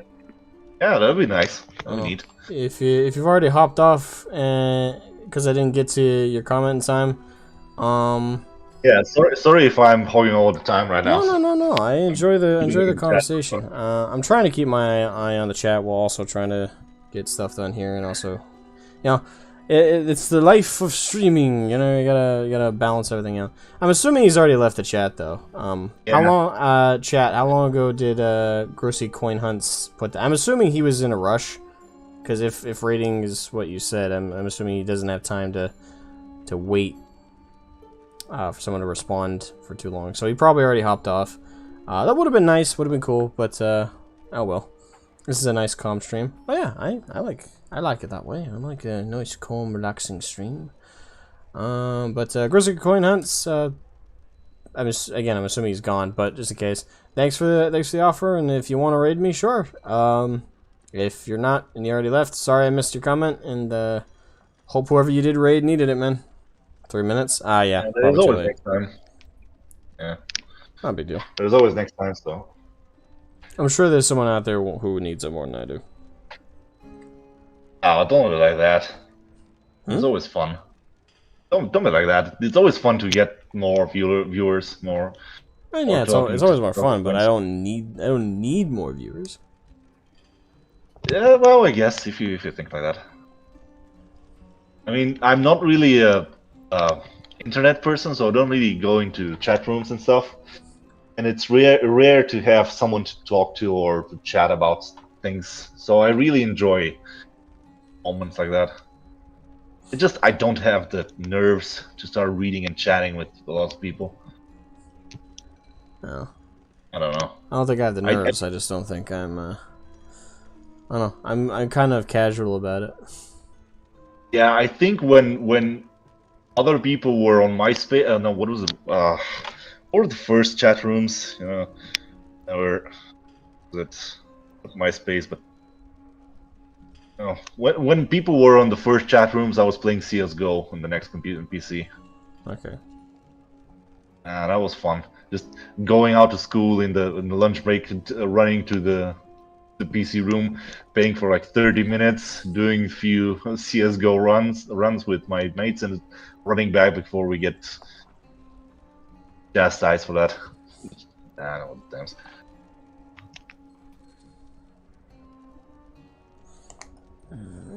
Yeah, well, oh, why I'm starting to sound like a 6-year-old man? I don't know. And Okay, anyway. this day and age ages us all. Yeah, I guess. Well, so any other topics we can discuss, or I just more or go? less brought up the ones I planned on talking about. Yeah, just go ahead. If I have anything, I'll jump in, and then I'll just stay quiet and read the chat. Or I can go if you want. It's up to you. I don't make you stay. I don't make you go. I mean, I don't mind. I usually stay up to the. Right now it's about 11 p.m. So, and I usually go to bed at about 2 a.m. So I don't mind. Okay. It's really fun actually. So. Well, I'm glad you're having fun. Sure. My neck.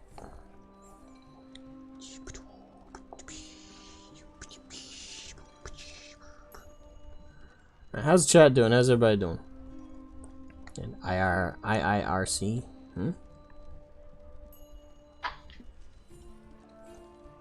Or IRCQ was first chat rooms. Neat.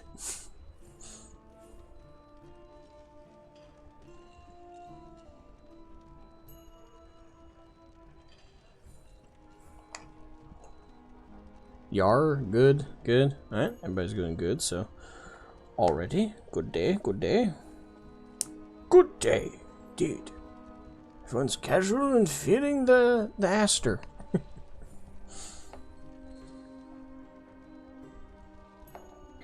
Yeah, I definitely find assembling and painting minis a huge enjoyment of my pastime. Assembling of heavy intercessors. Didn't you say you were intoxicated earlier, or was that somebody else? Me? No. No, AR. Who said that? Someone else. I assumed Oh, no, you I weren't wouldn't mind a whiskey intoxicated. I wouldn't mind a whiskey right now, but I don't want to open a new bottle, so I'm just gonna stay here. Yeah, I ended my day yesterday with some whiskey when I set up my lore video to premiere. Yeah. I was like, finally got this bitch done after a week of work. It's probably gonna only Now get for a good 200 drink. views. I'm good. Yeah. Thing is, I don't drink, but I like buying expensive whiskeys. Just sometimes I really enjoy a good whiskey and a good cigar, even though I don't drink and I don't smoke regularly. So yeah, I don't smoke at That's all. Almost started Yeah, same smoking in high here, school, but I luckily I realized how much it was something I didn't want to do and stopped. oh no, it's not something you want to start. That's the thing. I only smoke cigars when I drink proper whiskey. That's the only way I can do it. I don't smoke at all. Yeah, it's something that I definitely I started to do. I started smoking cigarettes in high school, but I quickly, like, we're talking like maybe after my second pack ever, I was like, nah, this is gonna be bad for me, really bad for me. Yeah. So I quit cold turkey only after 2 packs. So Yeah, it's really not good. My grandfather used to smoke like, what was it, 12 packs a week or something like that, and they were like Soviet cigars, like no filter, pure tobacco. So they used to make like this bluish gray smoke, and he was working in what was it? I think he was making some sort of alcohol or something, bootleg, or I don't know, I can't remember if it was legit or not. But they used to hang out in this Is like bootlicking, small would room. bootlicking still be the term? Like, I know that was the term during Prohibition. Well, the thing is, in my country, you can make your own alcohol. You just need to go to a local brewery that has all the requirements, all the what is it, the licenses. But it is tradition to get like fruits from the harvest and just make alcohol from them. So yeah, we make a lot of alcohol from pretty much anything we can get our hands on. So yeah, he used to make used to make alcohol with some other people from the village. And they had this small room inside the bigger, like imagine like a big room, almost like a warehouse with all the things for making alcohol, the pots and tubes and tanks and stuff like that. And they used to light a fire down there, and they made an alcohol for like through the night. So they used to sleep there, and everybody smoked. So they used to get into this small room and start smoking without any ventilation in there. So when you open the door, you're just faced with this wall of smoke.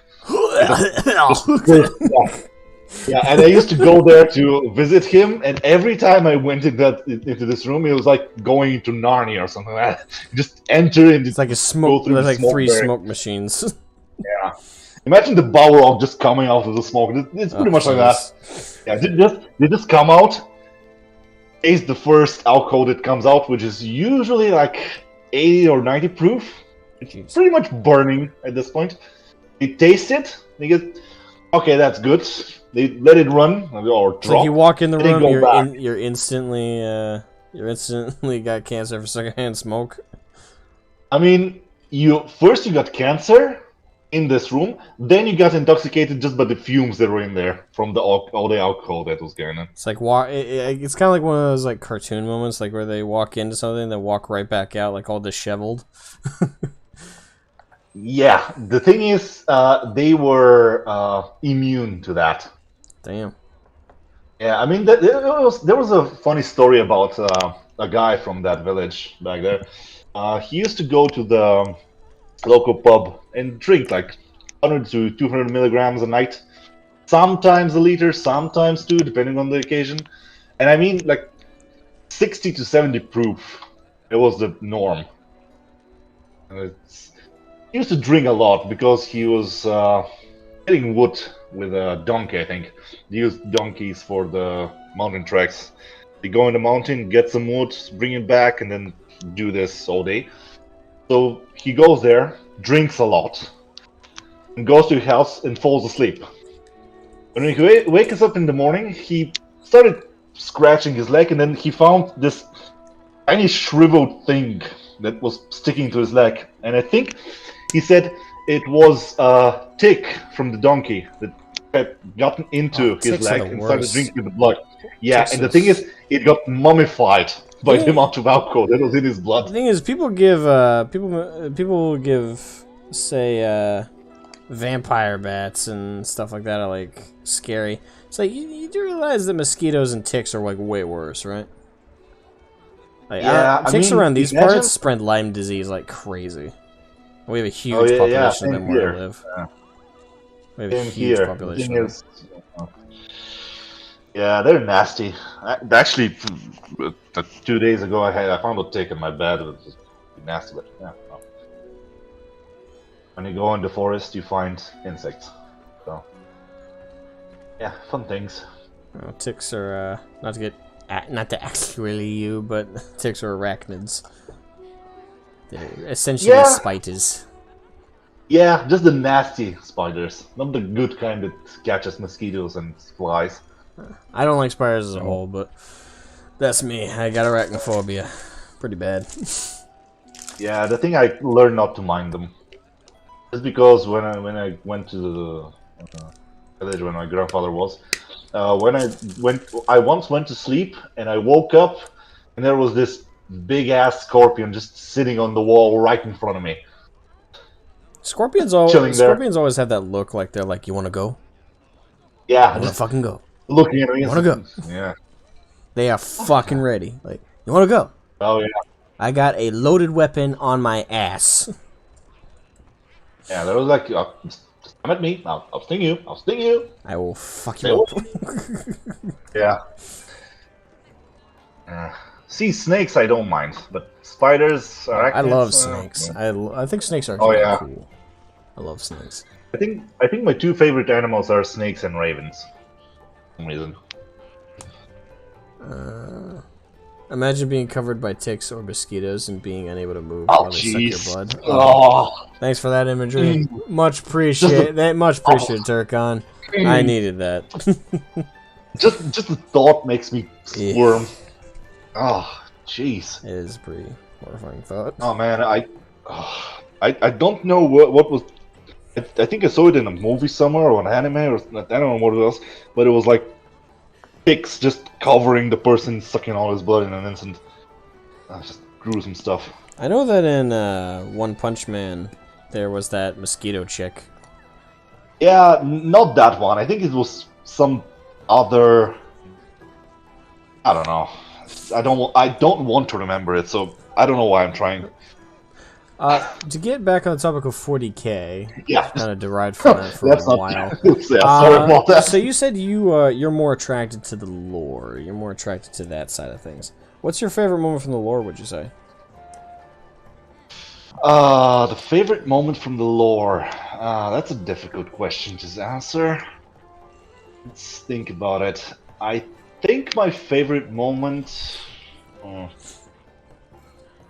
I'm trying to remember now everything I've read about it. Well, the thing is, my favorite moment from the lore is actually kind of when on Vrax, the last loyalist, when they got the nuclear codes, and they just said, fuck it, and just launch everything. This is the badassery of this whole thing, I think is the. I think this is my favorite imagery from 40k. Otherwise, let's see. Any Space Marines? I don't know. Maybe the. Isvan Massacre was pretty good. Pretty enjoyable as a story plot point. Although it was kind of stupid as well in some reasons, but I enjoyed it quite a lot. The thing is, I haven't read this much on it, and I started mixing things up when I start remembering it, so. Okay, don't worry about that. After 7 years of the lore, there's still stuff I don't know. So quite a bit I don't know, actually. The lore of 40k is extremely expansive. That's why, like, when I started the In the Nutshell series, the idea was basically what's, like, the most bare bones, like, delivered in an entertaining and funny way. What's like a bare bones summary of like certain events? Because the thing is, I looked at all the lore videos out there that were like 40 minutes long, 50 minutes long, 2 hours long. I was like, and don't get me wrong, I love those videos. I love lore like that, but I think there's plenty of people who aren't gonna like sit there and listen to all 2 hours unless they're doing something else. Like if you're like working and you are allowed to listen to music, but instead you go for the audiobook, or if you're or painting minis in this case, you sit down, listen to the lore videos, watch the lore videos even if you're curious enough.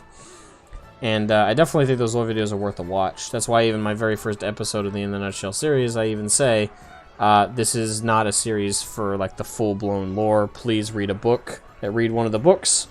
Or go, if you are absolutely opposed to reading a book, go check out Luton 09, Arch Warhammer. If I could go back in time, I'd also add in Baltimore and a couple others. Like, there are some solid sources for lore and content creators here on YouTube. Yeah, But, I agree to that. But The thing is, I think what you're doing is a bit more important because it's really difficult to get really coherent lore and really get the important points in such a short time. Like the last video you did about the War Heaven, like I've read and I've heard like hours of this stuff. Well, there is And, hours like, of material there. Yeah, the thing is, by hearing your video, it's pretty much the thing I would explain to a new person. So, yeah, I think the shorter videos are more important than the longer ones. I wouldn't go that far. Even though the longer, I mean, there have to be a short video to get you to spend the time on the longer one.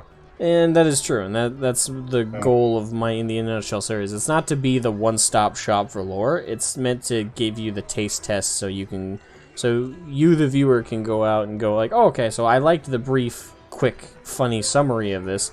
What's like the actual full detailed stuff? Like my goal is not to be the one-stop shop for lore. Just the first stop.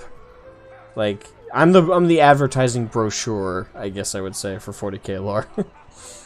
Yeah, I would agree. And also, it's really good to have different people doing this because the lore is so expensive that you can have different opinions and different approaches to do that. So you can get more people. Just everyone finds whatever he finds fancies. Correct. Yeah. And again, I go for a comedic delivery, more entertaining delivery. Oh yeah, I love that.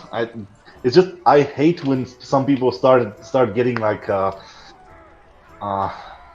If I can sense your awe and your appreciation of the thing without getting it to me, like if I see that you are a fan of this and you're saying it as a fan, it's not as good as getting it as if you're inside this world and then you're exciting me for this. I think, if you know what I mean. Yeah, I think I do. Yeah. Just because some people say like, "Oh, this is awesome! Oh, this is super cool, super," and I was like, "Yeah, but I don't really care what you think.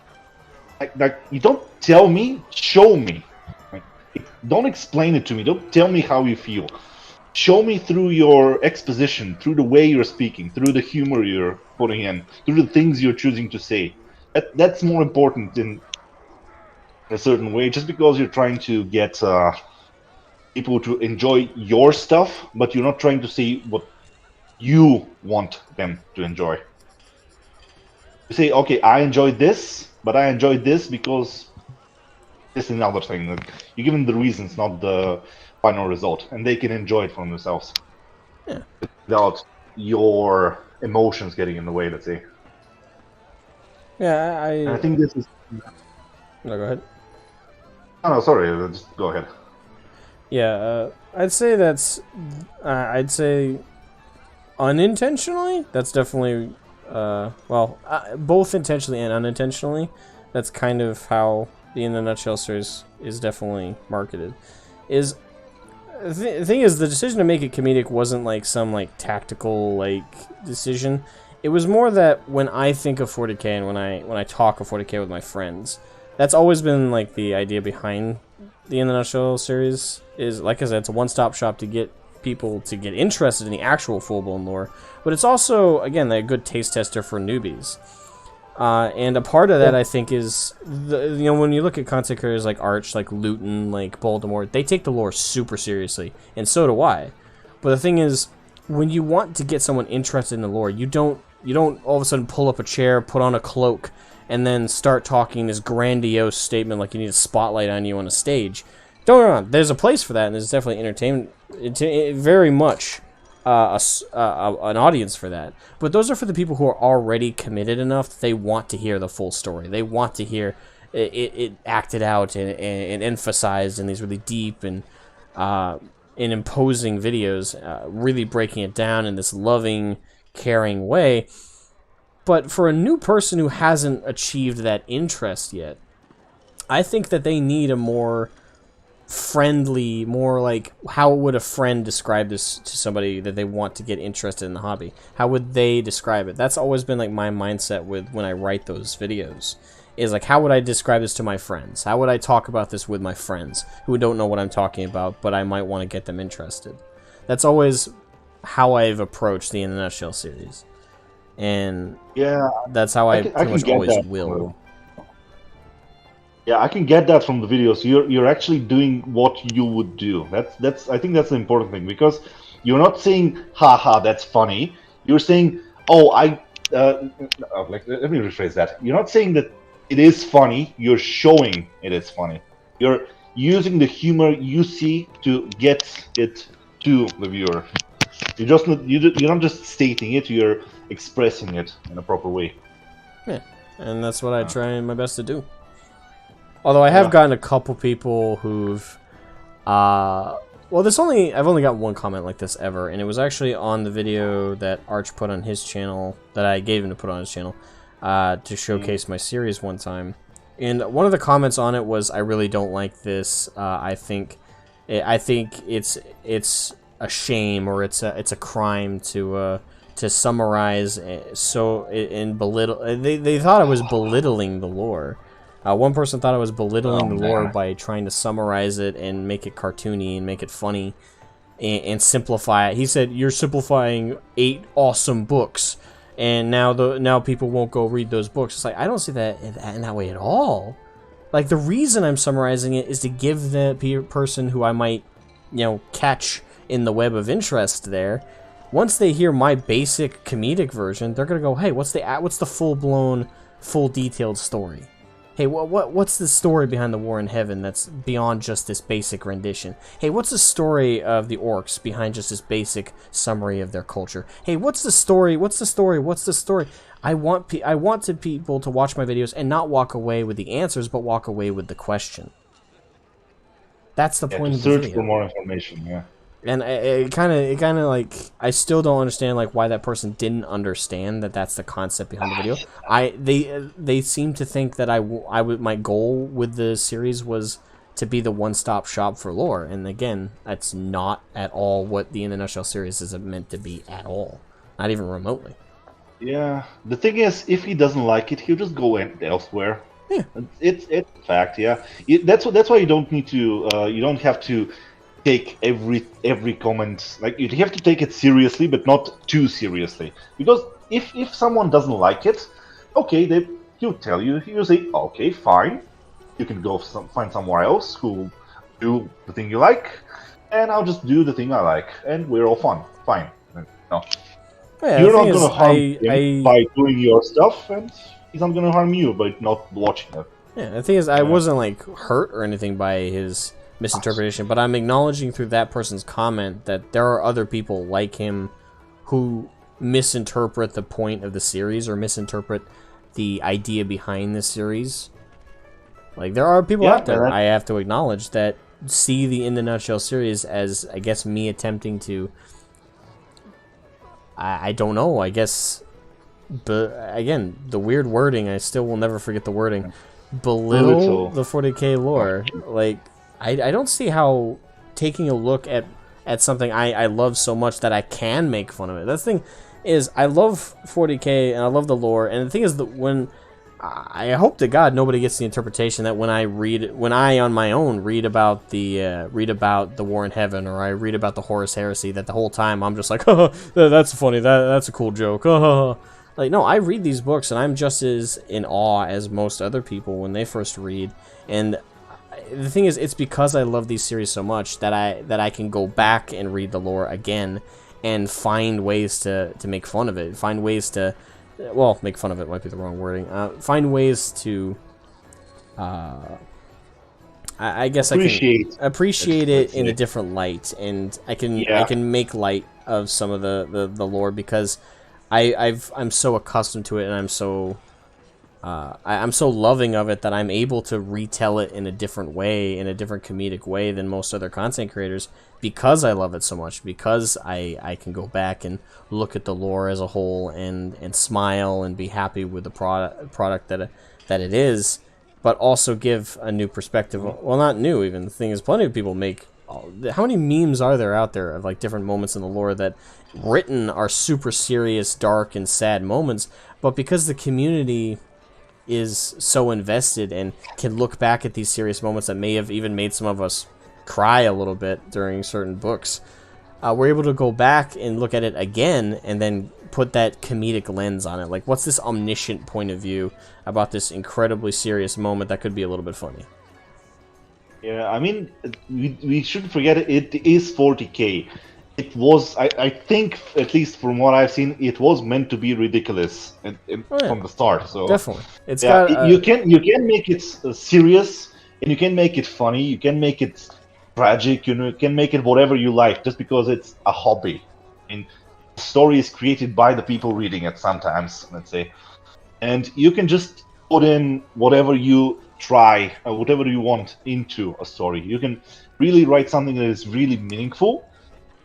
But in the end, there are green things that just yell and go into battle on ramshackable bombs. Let's say, I mean, it is what it is. So even though some people would like to see it in a different way, it's just for them. I mean, you cannot change them; they cannot change you, and you just need to enjoy it in the end. Yeah, and the thing is, at the end of the day, if you enjoy the hobby your way, I don't think there's anything wrong with the way you look at it. As long as you don't tell other people that they can't. That's the thing. That's one side of like the hobby and hobbyists in the community, 40K community, that upset me sometimes. The thing is, it's not just the people who join the hobby and want to overly politicize it and want to change it for political reasons. Those people annoy me like crazy, and they're clearly not actually. The thing is, what annoys me most is they say they're fans. Okay, if you're a fan, then why do you want to change it? Hey, I'm a fan of this, but I want to completely erase all of it and fill it in with new stuff. Okay, then you're not a fan. Like, am I missing something here? The thing is, I can see the people that want to change it, but that's what fan fiction is all about. Exactly. I have a whole nother series on my channel called the Homebrew Highlight Series, where I take people's fan fiction and I read it out as lore, and it's fun. And the thing is, I'm perfectly okay with people coming up with fan fiction. If you want female Space Marines, make them in a fan fiction. There's nothing wrong with that. But I don't think the main lore should be completely erased and replaced to satisfy your personal desire to be personal lore tidbit you want added on. It's like that doesn't need to happen. You can have fan fiction, and fan fiction is great. I think it's a whole nother side of hobbies that is getting disregarded nowadays, because so many people, when they want something, whether it's political reasons or not, when they want something in the lore, they feel that it has to be official canon. They feel that it has to be in an officially righted lore for the series. And people are completely neglecting the side of hobbies where you can create your own stuff. Like, you can invent things. You can have whatever you want in the universe. No one's stopping you in your own fanfic. Hell, you can even have it be your own headcanon if you really want it to be. I mean, that's sometimes the most fun of it. I love taking some book or some film or something I watch and try and make some sort of try to put my characters in, or try to mix the characters to see what will come up. That's why I love writing, actually. I love coming up with scenarios that I've seen somewhere, and I say, okay, what if this, what if that, what if we can, for example, take someone who's good, turn them bad, what will happen, and just start playing with it. And you don't need to change it in so far as to make it to be the official one. It's just for fun. The thing is, more and more people like what's the word, to not enforce, but like to homogenize things. They like to feel like they know the thing that has to happen. And also, it's really annoying when you start going on some story, and suddenly in the middle of the story someone says, oh yeah, the thing that happened like 1300 pages ago, yeah, that's not relevant anymore. Yeah, just change the whole thing. And once you started getting into it, once you started expecting what will come next, people really don't like breaking expectations. If you start thinking about something, and for example, if you watch the movie and decide, okay, in the sequel this would happen, and then in the sequel, for example, if the writer decides, okay, something completely different will happen, it can be really good, or it can be complete disaster, depending on how you present it. Yeah. Yeah. And there's also some people that just want to intervene into anything popular just because that's the times, you know? Yeah. Yeah, we just need to start ignoring more people, I think. Even though many people say ignoring is bad, but it's inevitable. Well, the thing is, we're the consumer at the end of the day. Like, we aren't obligated to listen to the new quote unquote hobbyists who come in and want to just change it arbitrarily. We're not required to listen to them.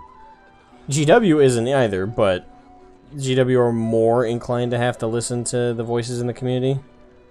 But even they don't have to. Like, these people are. The thing is, these people are allowed to have their opinion. They're allowed to come in and do what they please. But I don't think that they have any right to tell other people that they have to agree with them.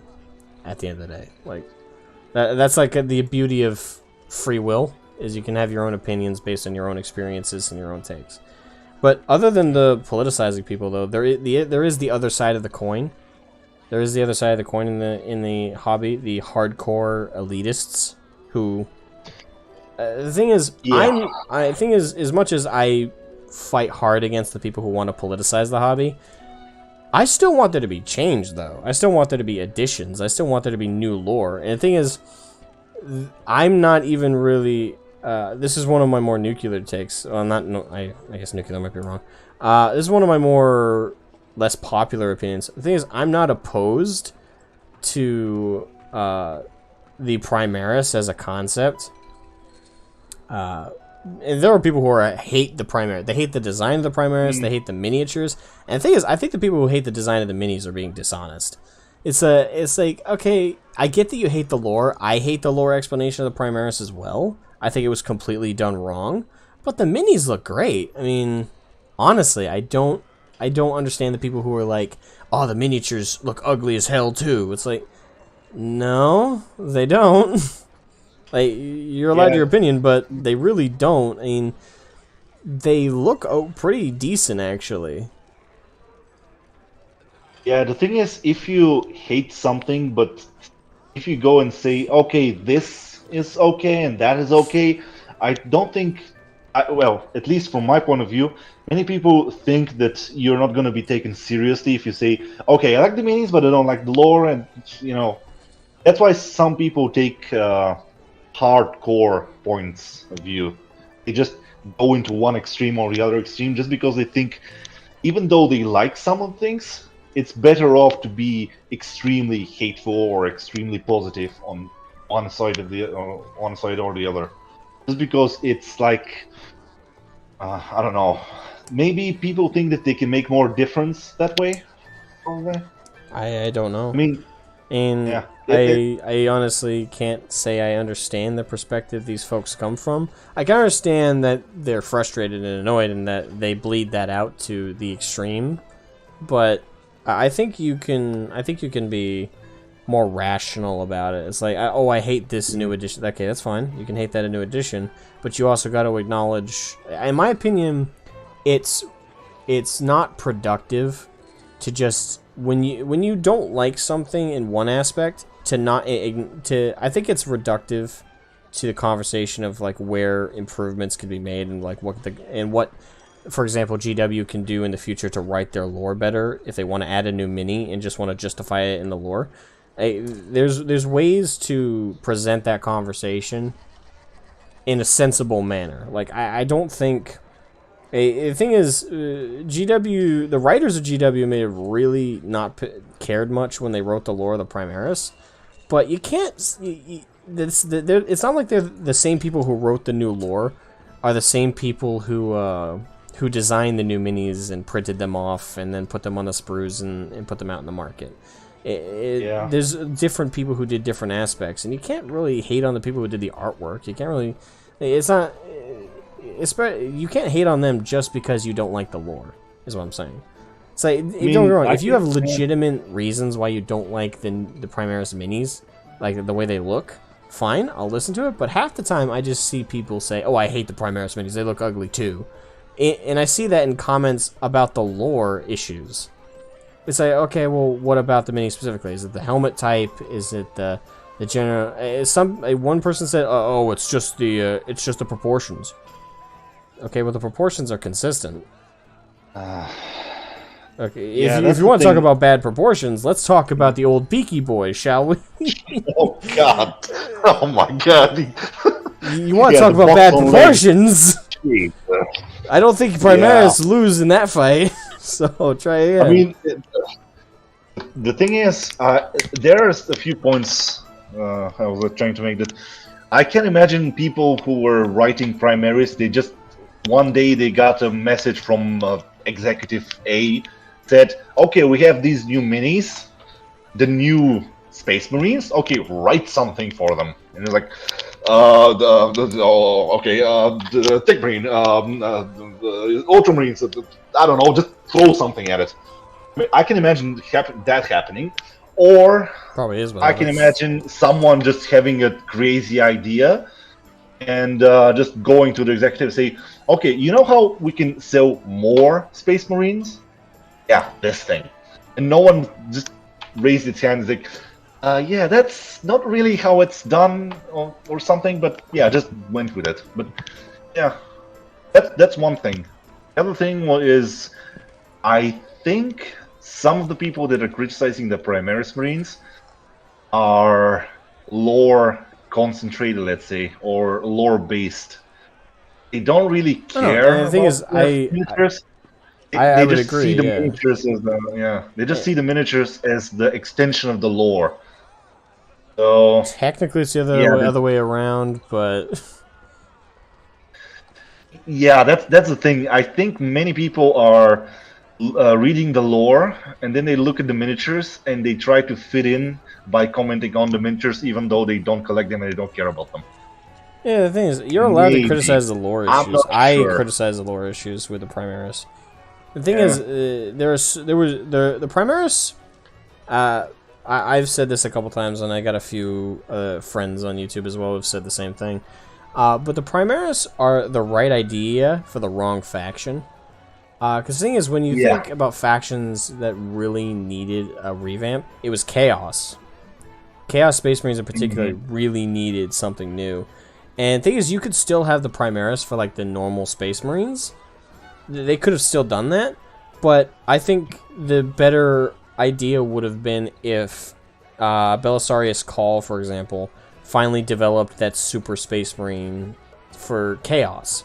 And then so new Chaos Marines were much bigger, faster, and stronger than standard Space Marines, started slaughtering them on the battlefield. I think that would have then led the Imperium to being forced to essentially evolve or die. Like, we either get better Space Marines or we're going to get slaughtered on the battlefield by new Chaos Marines. I think that would have been a better lore explanation, and also could have led to a lot more ideas and a lot cooler designs, and it could have ended up revamping two armies that really need new models. Yeah, the thing is, this can still happen, I think. Yeah, I have no doubt that to a Imagine- degree they can yeah. start No. doing the other, but it's Just now imagine the way it's going is going to be wrong. Yeah. No, just imagine from a story point of view. Just they decide suddenly that either Belisarius Cawl was Chaos influenced, one point that can be interesting, or he used Chaos Gene Seed, maybe, and some of the primaries suddenly turn Chaos, or they are more easily corruptible. I mean, there are ways to make the story interesting and push them towards Chaos, even though they are not very well written at the moment. You can still go around these things. Well, that's I'm the thing. sure that some That's people another can think about it. problem with the writing with Primaris, is unfortunately, at least how I've heard it, they're trying to make Primaris also incorruptible by Chaos. Oh yeah, and GW hasn't changed its idea on writing a bunch of times, right? I mean, yeah, they haven't retconned a lot of things in the past. The thing is, they retcon the wrong things a lot of the time. But yeah, well, yeah.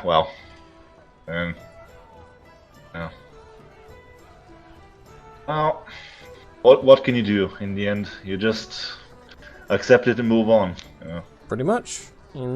Or or you can do as Arch does and just ignore the whole Primaris entirely. And that's the thing. That is an option. There are a friend of mine, the one I run podcasts with, Ludus. His philosophy when it comes to like all these issues and changes is he doesn't make like boundless rage videos about like Primaris and all the new lore. He finds that he's finding none of the new lore compelling, so he only focuses on 30k lore. Like he's like, I only like the old stuff, so I'm only gonna focus on the old stuff in a pocket. Like, I don't care about the Indominus Crusade. I don't care about any of the 40k events really. So I'm gonna focus on the part of the lore that I do enjoy. And that is true. Like, that is one thing that I definitely can recommend to people. That instead of like getting angry and ragey on every social media about where GW is choosing to go with the lore, which half the time, I'm not saying don't criticize or don't like recommend or put your voice out there and say like, hey, you don't like this, you want it to change. Feel free to do that, but don't like rage about it. I'd say at the end of the day, it's much more for your own mental health and your own I guess your own interest in the hobby. Just focus on the stuff that you do enjoy, because it's not going anywhere. That's the thing. Some people I've seen when they rage out and they really lose their minds about like some of the new stuff in particular, I see a lot of them act as if like that the new stuff is going to ruin the old. Thing is, no one's saying you have to acknowledge the new stuff. As far as anyone who's no, go ahead. To anyone who says that the new stuff will ruin the old, yeah, there is one franchise that I just love giving as an example, and it's Star Wars. I mean, there are people that still love the extended universe, even though it was made not canon, and they're still pushing for it. So even though it's not canon anymore, even though it's on the back burner right now, people still love it. People still read it. People still comment about it, and people still push it. So it's not going anywhere, even though some people try to destroy it. And the thing is, if GW somehow decides, okay, we're done with Warhammer 40,000, we'll just end the story, we can just say, okay, we take the start, the 30k, we take the 40k, stop here, just before the Primaris, let's say, or just before the Indominus Crusade or something like that. Take all the lore before that, and we'll make it up from there. We'll just create our own stories till the end, and we'll just continue.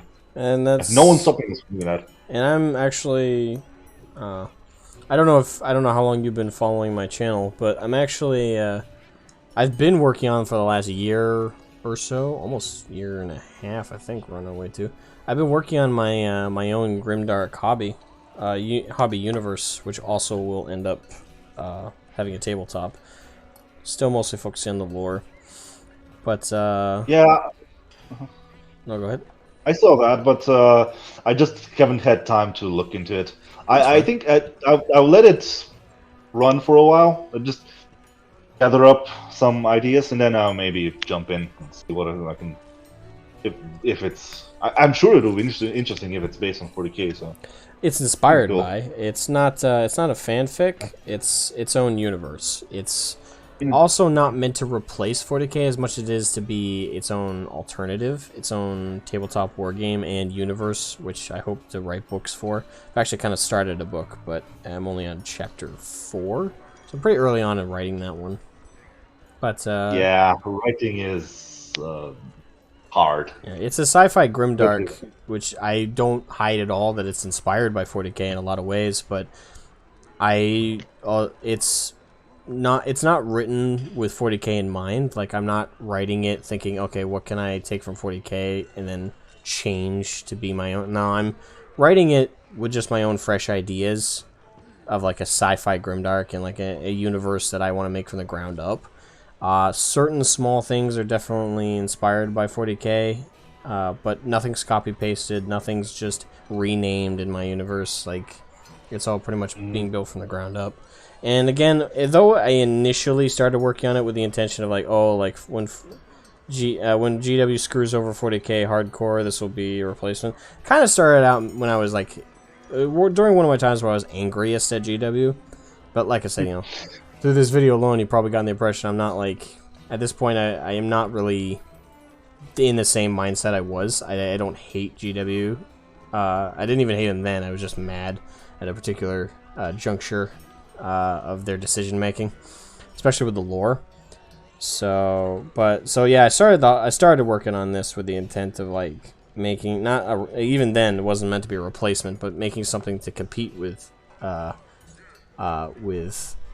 40k. The thing is, I love Warhammer 40k, and I don't want I don't want what I'm working on to ever be a first of all, I don't think it would ever succeed in being a replacement for it, but I want it to be its own thing, its own universe, its own hobby, aside from 40k. And would it be nice if it one day rose to be alongside 40k in popularity or interest?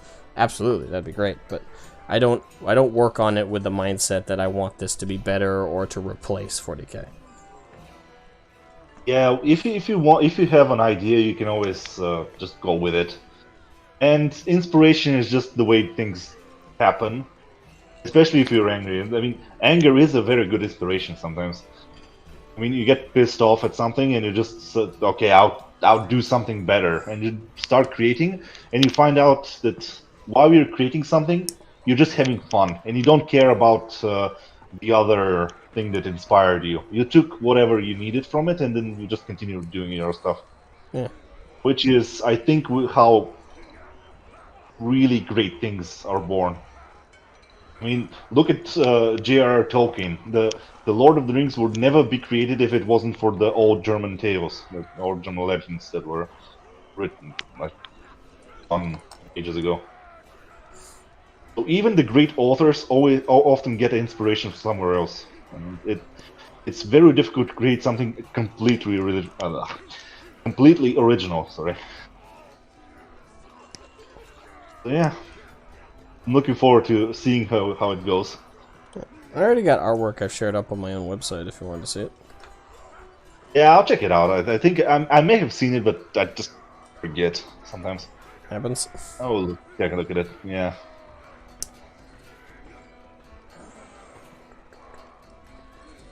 Shit. Anyway. Yeah. Oh, hey, Benito. I probably said that a while ago. I'm sure someone working for Chaos is planning to capture a Primaris space marine for experimentation. Absolutely. I mean, it wouldn't be Chaos if it didn't do that. True that. What?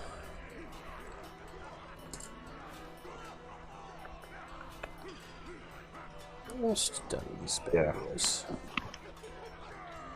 You just take GW and make it better with Blackjack and Cougars. Exactly.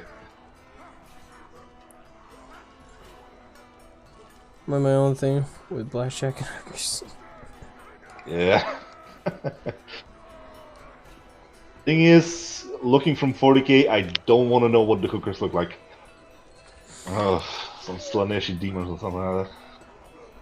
Well, if we're just looking like race specific, like. Nah, oh my god. I don't know why, but I suddenly started thinking about orc hookers. They don't have gender, so. I know, just oh my god, just an orc in a miniskirt. Oh my. Okay, that makes me think of a Gretchen in a skirt, actually. Yeah, just Gretchen sitting there and trying to catch up some orcs on a bike. Oh, that's hilarious. It fits them perfectly, though. Oh yeah, this is ideal. Shoot. Man, these minis are looking kind of nice. Oh, great. I think I dropped a piece, though. No. If you lose one of those, I can't imagine what Of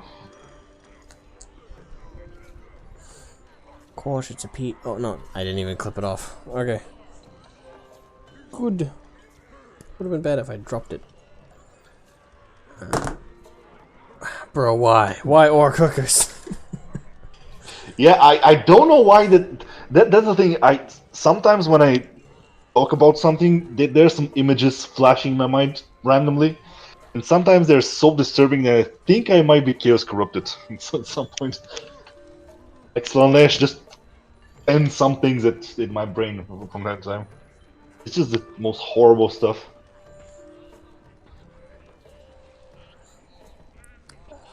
The orcs in fantasy might have separate sexes. I don't know, maybe.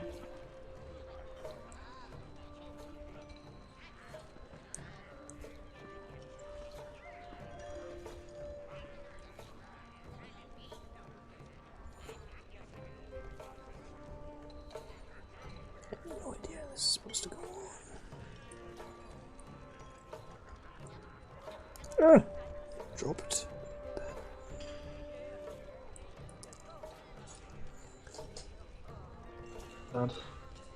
Okay. Right. Why not? Why not Tyranid hookers instead? I mean, there the whole idea of giving head may be a bit different in context. So, well. Oh, they will get their gene seed one way or another, so maybe. They want genes, so yeah, could be that. Of course, now I drop it. Ow. Sorry if I'm interrupting the concentration. No, I'm messing up. I would mess up either way. It happens. That's one more thing I don't like doing things with miniatures, just because my head isn't so big that I can't work with these. I got pretty fat fingers, but I seem to manage the most part. Yeah, the thing is, I have fat fingers, I have horrible dexterity, and I work with nanomaterials. So yeah, fun stuff.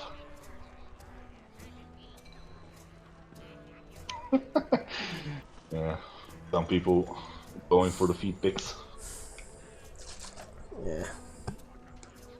Give you nightmares. Why not Tyranid hookers instead? Why is that better? Yeah, that's the thing. I was just saying, like, they want to get genes, but I don't think that's the perfect way from getting them. I think that's a lot worse, actually. Yeah. Oh. Because the thing is, we know so little about Tyranids, we don't even know if they have the ability to procreate that way. Oh, I want to man. know. No, I don't think so. I mean, we have enough. Slaanesh is enough of spiky V words, let's say. And I don't want the other. Yeah, what's with the chat and insects? I don't know. Every time I mention insects, people just explode. I don't know, isn't that like an offshoot of furryism? What would that be? I mean, I don't know. there's furries, there's scalies, yeah, something like that. Arachnes? No, arachnes is spider. What is the insects in Latin?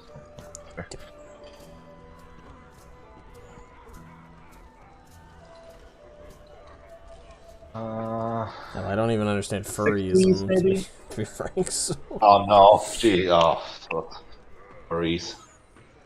I mean, anthropomorphized animals are interesting in fantasy sort of way, but furries are a horrible other breed. I guess, though, to be real with y'all, the worst hookers are going to be the Dark Eldar. Not worse to look at, God. certainly worse to experience. No. I mean, they may be really good at getting you to them. They may be really attractive, but yeah, I don't think anyone is that BDSM. Well, Ludus might be. He's pretty hardcore. Oh well. Yeah, my name is Stacy, and this is my homunculus. Welcome to my BDSM dungeon. Oh man. Even the Eldar wouldn't be that good, but just because the thing is, if you start doing something that much, it just loses something. If you know what I mean? I suppose. Like the Eldar, yeah, we know 13,000 ways of getting pleasure. Jeez. One of them Two is by enough. filleting you alive. Okay. Oh, I man. think we have different definitions of that word now. Yeah. Well, like the whip or the chains. The worst thing, they would never let you end it. If you know what I mean? Mm-hmm. He's like, ah, I finished. What's that mean? Nope. What's that? What's the definition of that word? Finished. You know, over. Yeah. Done. Complete. The thing is, I don't I'm understand. sure they have some ways of stopping you and reverting the whole process so you can start away again. Oh man. That's 40k. If you think that you've seen the worst thing, there's always worse. It's like, huh, I've finally seen the worst thing in 40k. Oh. Here, hold my beer. Yeah. What is it? Oh, you sweet summer child. You say that, you've only just entered the hobby, and I welcome you. Mm-hmm. Yeah, I can imagine the first person who saw the Dark Elves with all their glory. Jeez.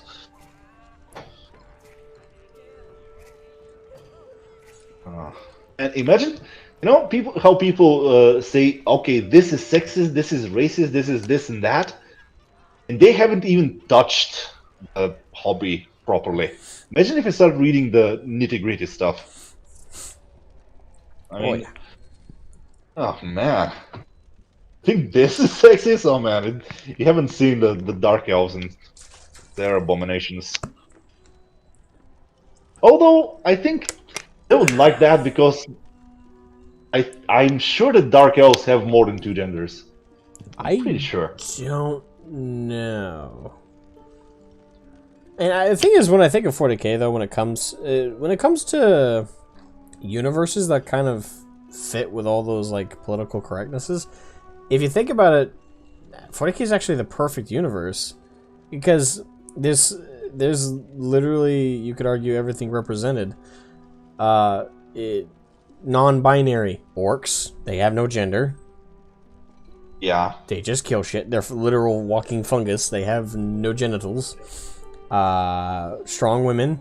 You have the Sisters of Silence. You have the Sisters of Battle. Yeah. Equality, Eldar. Pretty much, and women are pretty much the same. Yeah, when it comes to men and women fighting on equal terms with no discrimination, the Imperial Guard. Men and women equally are sent to are meat for the grinder, and they are sent to fight. So, in terms of universes that you would think that would be the most, I don't know, appealing to like the overly political, socio-political people, they still seem to hate it so much. Like, it's weird. Yeah, the thing is, 40k is like, welcome to 40k. Here, everything is shit.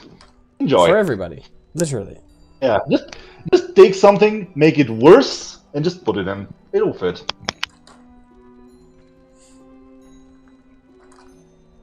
Yeah, well, I don't think we can get rid of them, so we'll just need to accept and try to keep the hobby operational for as long as possible.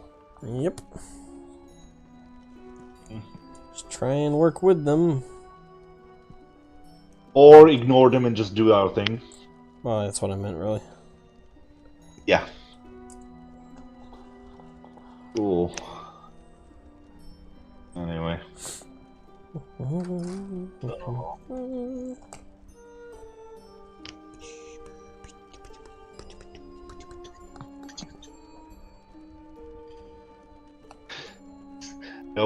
Dark Eldar don't even safe words. I think they have safe words. They just ignore them, just because it's more fun that way. It's like, hey, here's a safe word. Great. It's a false sense of security. Yeah, you can yell it as much as you like. We won't stop. It makes us more. It makes it more fun for us. It's more entertainment. Oh shit! Not again. Yeah. I hate it when you drop that one small piece that's awkward looking. Oh yeah. Oh, hope you find it.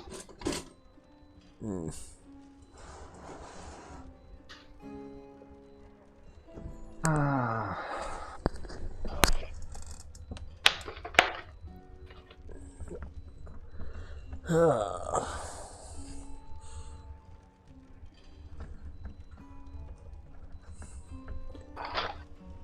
I have no idea where it rolled.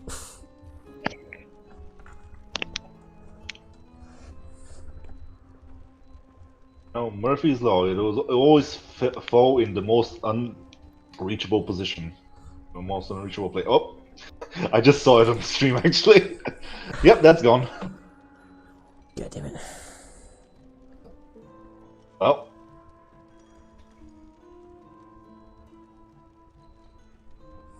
Damn. Oh well. Good as time as any to end the stream, I suppose, and I guess I'll go fishing for it. Thanks for everybody for coming out. Thanks. How do you want me to refer to you? Tanger or? yeah, or Alex or Tangular. I don't know. I don't mind.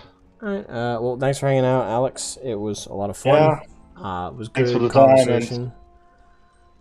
Yeah, I had a lot of fun actually. So It's good. I hope everybody else had fun listening and also chatting back and forth when I could. But yeah. Hope y'all have a great night, and who knows, maybe by the time I stream next time I'll have all 13 of these ready to paint. But have a good one, guys. Thanks for hanging out.